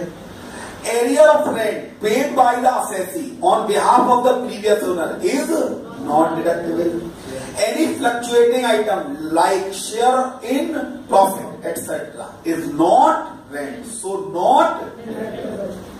ये 3 पॉइंट हैं जो मुझे अंडर सेक्शन 30 को एक्सप्लेन करते हैं। इज इट क्लियर और नॉट? इस तरह से आप देखें तो ये repair, maintenance, insurance of plant, machinery and furniture, इसीलिए खर्चे क्या हो जाएंगे? अलाउड। यानी ज्यादा मुझे इसके डिटेल में जाने की जरूरत नहीं है। यानी क्लियर भी देखा जाए, सेक्शन 30 बिल्डिंग के लिए है, section 31 land and machinery and furniture के लिए। बच्चों, इसके बाद में आ गया तुरंत section 32। Section 32 is a depreciation. हम सबसे पहले डेप्रिसिएशन को एक बहुत आसान शब्दों में समझेंगे। आखिर ये डेप्रिसिएशन है क्या, कैसे लगाया जाएगा? मैंने कहा depreciation is simply the reduction in the value of assets due to obsolescence, due to use, wear and tear. That is basically known as depreciation. Income tax act क्या कहता है? जरा ध्यान से देखिएगा और जरा देखिए, समझिए क्या कहता है बेटा। डेप्रिसिएशन लगाया जाएगा। क्या चार्ज करेंगे? We will charge depreciation. Depreciation किससे? At the rate specified by income tax. किस पर? On the block of assets. यानी यहां हम चर्चा बार बार कर रहे हैं, किस पर डेप्रिसिएशन लगेगा? ब्लॉक ऑफ एसेट पर लगेगा। किस रेट से लगेगा? At rate specified by income tax act. Sir, मेरा अकाउंट का डेप्रिसिएशन क्या बोलता है? मुझे इससे कभी कोई लेना देना नहीं होगा। We will always provide depreciation as per income tax act. Law क्या कहता है? लॉ क्या कहता है? बोले सर आप बताइए लॉ क्या कहता है? मैंने देखिए, मैंने सबको बिगाड़ दिया और मैं सेक्शन 32 में बात करता हूं। सेक्शन 32 में कहा गया डेप्रिसिएशन के लिए WDV पर डेप्रिसिएशन लगेगा, रिटन डाउन वैल्यू मेथड, और वो भी किस पर? Block of asset. अब हमारे और आपके बीच में एक अंतर आया। ये ब्लॉक ऑफ एसेट्स क्या है? मैंने एक लाइन बोला, the assets of same nature and same definition. तो आप एक सेकंड के अंदर समझ में आया? मैंने कहा जैसे एग्जाम्पल लेते हैं, मान लीजिए मेरे पास प्लांट 5 है, A B C, और फिर मेरे पास प्लांट है X Y। इस पर 15% के रेट से डेप्रिसिएशन लगता है, और मान लीजिए इस पर 40 है। तो पांचों प्लांट नेचर सेम है, लेकिन रेट ऑफ डेप्रिसिएशन क्या है? अलग। तो ये मेरे कितने ब्लॉक हो जाएंगे? 2 ब्लॉक हो जाएंगे। यानी मैं 2 तरीके की अकाउंटिंग करूंगा, मेरे लिए 2 ब्लॉक हो गए। पहला है ब्लॉक 15%, दूसरा है मेरे पास ब्लॉक 40%। 2 ब्लॉक हो गए। अब मैं ये कहूंगा कि आखिर डेप्रिसिएशन लगाते कैसे? इनकम टैक्स और अकाउंट का डेप्रिसिएशन निकालने के तरीके में अंतर है। अकाउंट क्या कहता था, पहले मैं उसकी बात करूं। जितने दिन एसेट यूज करेंगे उतने दिन का डेप्रिसिएशन चार्ज करेंगे। हम डेप्रिसिएशन चार्ज करेंगे from the date of put to use की डेट से डेप्रिसिएशन चार्ज करेंगे। अब 10 महीने यूज है तो 10 महीने का, 8 महीने यूज है तो 8 महीने का, 12 महीने यूज है तो 12 महीने का। दूसरी, जब एसेट हम न्यू खरीदते थे तो जिस दिन से खरीदते थे यूज होने शुरू होती थी उस दिन से डेप्रिसिएशन चार्ज करती थी। पुरानी एसेट पर एक पहली तारीख से स्टार्ट कर देते थे डेप्रिसिएशन। और जब हम कोई एसेट बेचते थे तब भी हम बड़ा ध्यान रखते थे, जिस दिन तक बेचते थे उस दिन तक का डेप्रिसिएशन चार्ज करते थे। ये छोटी छोटी बातें थी जो हमने सीपीडी में डेप्रिसिएशन चैप्टर के अंतर्गत पढ़ी थी, फाउंडेशन में पढ़ी। लेकिन एक बात है ना, इनकम टैक्स एक्ट ने इंडिविजुअल एसेट्स को रखना छोड़ दिया। इनकम टैक्स एक्ट कहता है हम अकाउंट की तरह हर एक एसेट्स का अलग अलग रिकॉर्ड बना के नहीं चलेंगे। It is not possible for us. हम ब्लॉक ऑफ एसेट्स कंसेप्ट रखेंगे। बोले वो क्या कहता है? बोले वो 3 लाइन का कंसेप्ट कहता है। क्या? Opening written down value. दिख रहा कि नहीं दिख रहा? बोलिए, ओपनिंग रिटन डाउन वैल्यू। इसमें कौन कौन सी एसेट्स आ जाएंगी? A B C. मैंने फिर आपसे कहा प्लस एडिशन ड्यूरिंग द। मान लीजिए आपने कोई ऐसी एसेट खरीदी जिसके ऊपर 15% के अंदर आता है। मान लीजिए आपने डी खरीदी, नहीं तो आपने इसे जोड़ देना है। मान लीजिए आपने और को ई और खरीद ली, इसे भी जोड़ देना है। ड्यूरिंग द ईयर का मतलब है 1 अप्रैल से लेकर 31 मार्च के बीच में यदि कोई ऐड की है तो जोड़ देना है। और यदि आपने कोई सेल की, कोई भी ए बी सी डी ई कोई भी बेची, मान लो आपने ए बेची, माइनस कर देना है। ध्यान ये रखना है, मान लीजिए यहां पर सेल ज्यादा हो गई, एक बिकी इतनी करोड़ी बिकी, फायदा हो गया। यहीं पर ये कहलाने लगता था शॉर्ट टर्म कैपिटल गेन। याद आया? यहीं पे से हम शॉर्ट टर्म कैपिटल गेन कह रहे हैं। यानी हमारी कुल मिला के इतनी एसेट थी,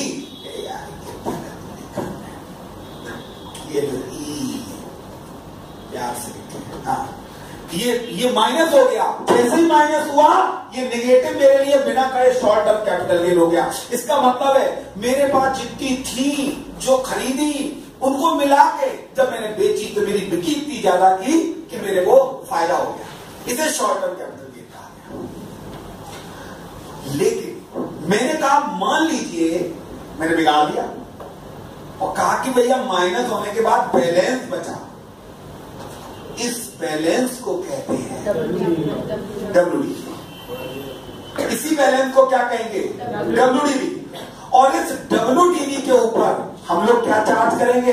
डेप्रिसिएशन। मान लीजिए 15% है तो फटाके से 15% चार्ज कर देंगे और यही डेप्रिसिएशन है जो P&L में डेबिट होगा। ये वो डेप्रिसिएशन है जो as per income tax point आता है।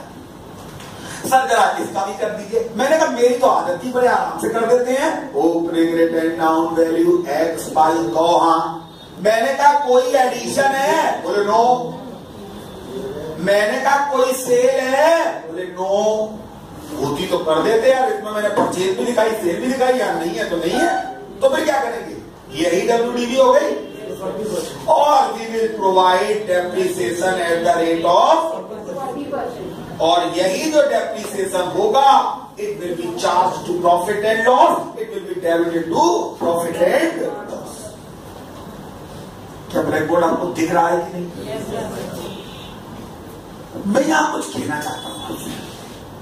पहली चीज तो मैं आपके सामने ये कहना चाहता हूं, इनकम टैक्स एक्ट कहता है कि जिस दिन आप एसेट्स को बेचेंगे उस एसेट पर उस साल का कोई डेप्रिसिएशन नहीं लगेगा।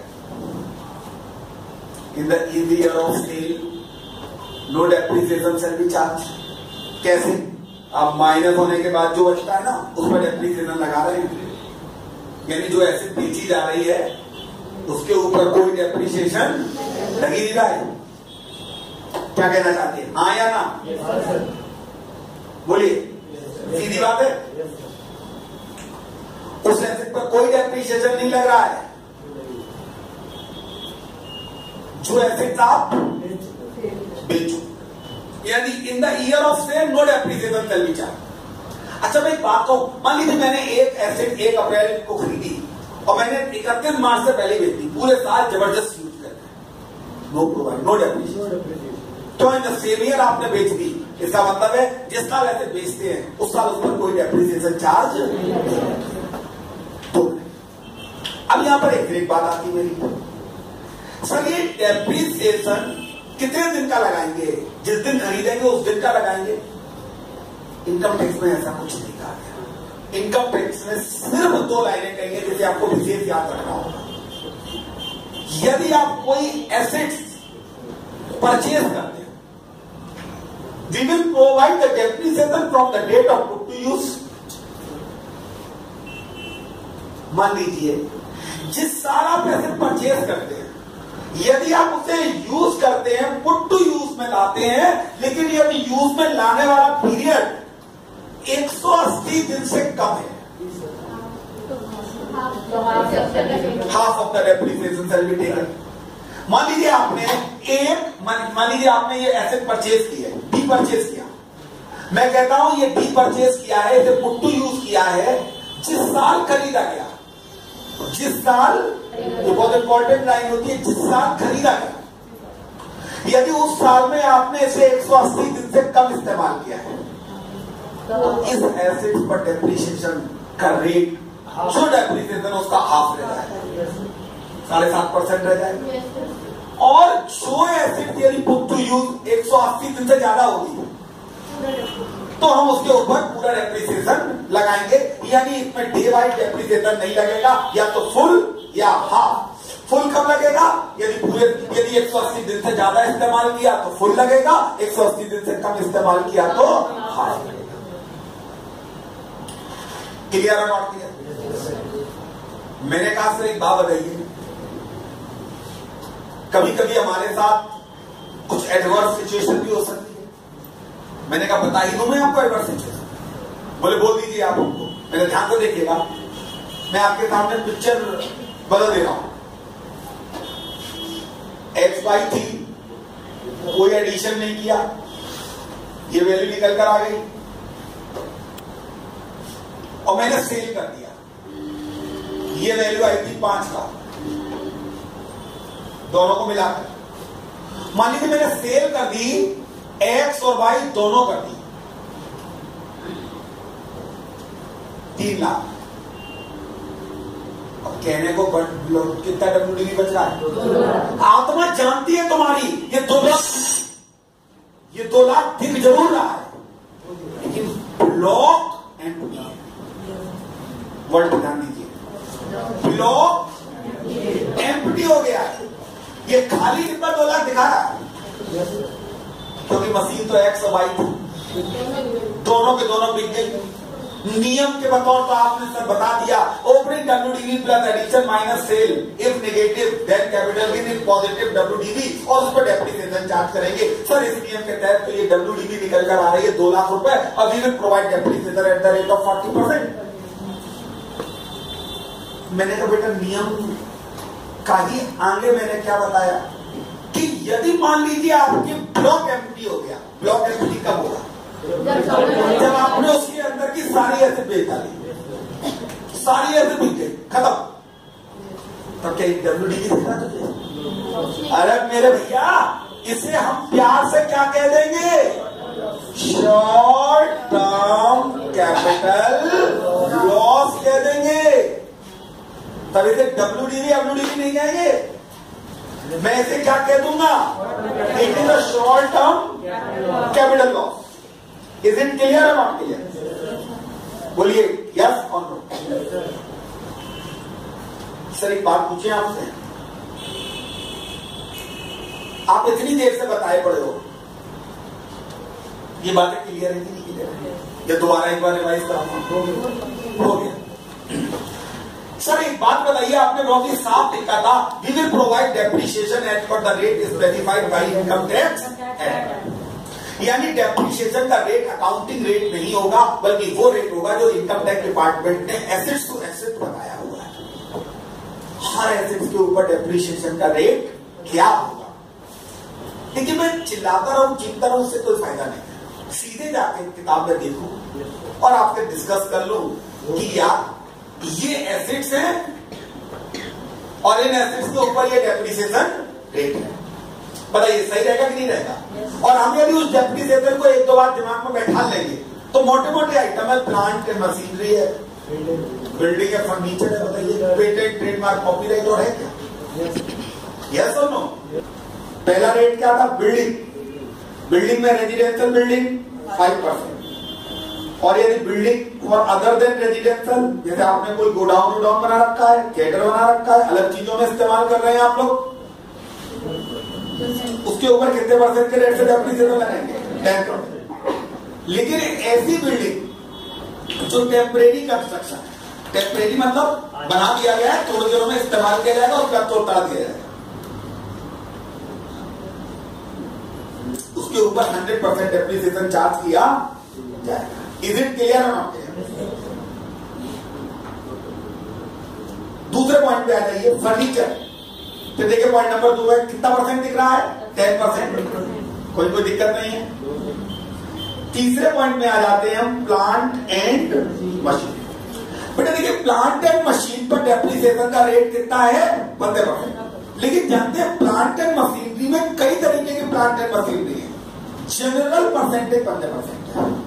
जनरल का मतलब समझ रहे हो? नॉर्मली प्लांट एंड मशीनरी पर 15% के रेट से डेप्रिसिएशन लगेगा, बात खत्म। लेकिन वही वाली बात, कुछ पॉइंट आए जिनके बारे में हम लोग एक एक करके डिस्कस करेंगे। जैसे देखिए पॉइंट नंबर 1 छोड़ दीजिए, सरकार other than those for running on hire put to use on after 1 April 1990, 15%। Motor car पर कितना हो गया?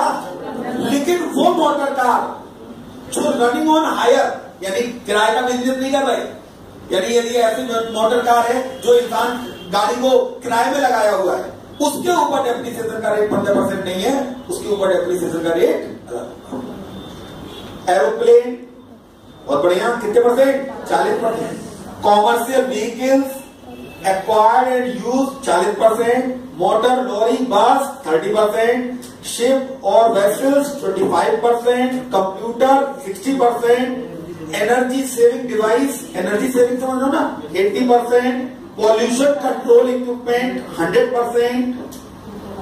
फिर देखिए intangible assets acquire after 31st March 98, life, technical know how, patent, trademark, copyright, licence, franchisee, इसके ऊपर कितने परसेंट के रेट से डेप्रिसिएशन लगेगा?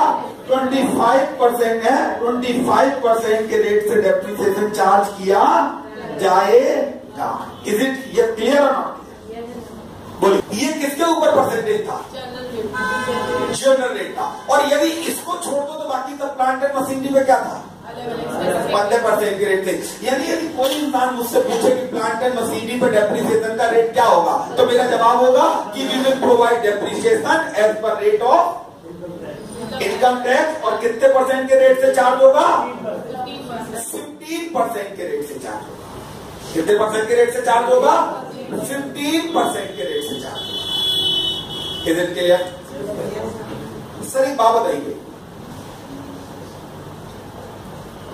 और कोई पॉइंट का चीजों को लेके बताना चाहते? मैंने हाँ, मेरा अगला पॉइंट है additional depreciation. Government of India ने ऑर्गेनाइजेशन से कहा आप डेप्रिसिएशन तो लगाते ही, बोले हाँ मैं लगाते हैं डेप्रिसिएशन। आप जो लगाते हो उससे और ज्यादा डेप्रिसिएशन लगा सकते हो, यानी 20% के रेट से एडिशनल डेप्रिसिएशन लगा सकते हो। ये बढ़िया रहा, बहुत ही इंपॉर्टेंट पॉइंट है, इसे जरा ध्यान से देखिएगा, एग्जाम के पॉइंट ऑफ व्यू से सबसे इंपॉर्टेंट पॉइंट है। एडिशनल डेप्रिसिएशन है क्या? मैंने कहा यार एक बात बताएं, सीधी बात ये कहता है कि यदि आप कोई ऐसी इंडस्ट्री चला रहे हैं जहां पर आप प्रोडक्शन और मैन्युफैक्चरिंग कर रहे हैं आर्टिकल ऑफ थिंग्स का, कोई भी ऐसी industry where you are producing और manufacturing article of thing, then you can provide depreciation as well as additional depreciation. Depreciation provide कर सकते हैं, एडिशनल डेप्रिसिएशन प्रोवाइड कर सकते हैं। अब जरा देखें, एडिशनल डेप्रिसिएशन प्रोवाइड करना है तो कैसे डेप्रिसिएशन प्रोवाइड किया जाएगा? मैंने कहा एट द रेट ऑफ 20% के रेट से। बताइए एडिशनल डेप्रिसिएशन का रेट क्या होगा? एट द रेट ऑफ 20% के रेट से। मैंने जरा पढ़ने पढ़िए बच्चों, आप अगला पढ़ना पढ़िए एडिशनल डेप्रिसिएशन को। एक सेकंड देखें एडिशनल डेप्रिसिएशन को हम लोग। The assessee must engage in the production, manufacturing of some articles or things. Clear? बोलिए। दूसरा point, new plant and machinery should have been acquired and installed after 31 मार्च 2005। ये नियम 2005 में आता है, बाल आया था, तो तभी से ये रूल एप्लीकेबल होता है कि न्यू प्लांट एंड मशीनरी खरीदते हैं तो उस साल आपको क्या होता है, 15% का डेप्रिसिएशन क्लेम करते हैं और 20% का additional depreciation. The rate of additional depreciation is 20%. If the asset is used less than 180 days, 10% of the additional depreciation shall be allowed. With effect from assessment year 13-14, the assessee engaged in the business of generation of distribution of power shall allowed additional depreciation of 20%. बहुत ही बढ़िया। ये 13-14 से ये नियम में amendment आया। पहले power sector में डेप्रिसिएशन चार्ज किया जाता था और पावर सेक्टर के अंदर ही डेप्रिसिएशन निकाला जाता था। बताइए, power sector article of produce things की डेफिनेशन में नहीं लाते थे, इसलिए उसके ऊपर एडिशनल डेप्रिसिएशन क्लेम नहीं होता। यानी पावर सेक्टर पर आप डेप्रिसिएशन तो लगाते थे लेकिन एडिशनल डेप्रिसिएशन नहीं लगाते। 13-14 असेसमेंट ईयर से क्या हुआ? एडिशनल डेप्रिसिएशन आप किस पे लगा सकते हैं? पावर सेक्टर पर भी लगा सकते हैं। इज इट क्लियर और नॉट? बोलिए बच्चों।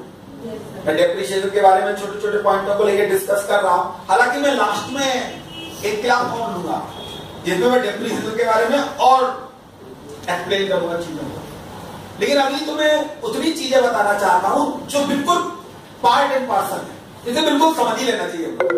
तो दिस इज डेप्रिसिएशन। तो डेप्रिसिएशन क्लियर हुआ, कैसे निकालेंगे क्लियर हुआ।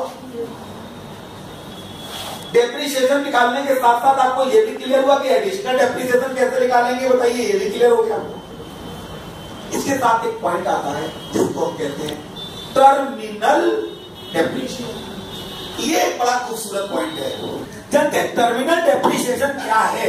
हालांकि इसका इस्तेमाल आगे हम अंडर सेक्शन कई चीजों में करेंगे, लेकिन मैं यहीं से इसका बेस बना देता हूं। पहले मैं कहीं और बेस बनाता था, आज मैं आपको यही बताता हूं आखिर टर्मिनल डेप्रिसिएशन होता है।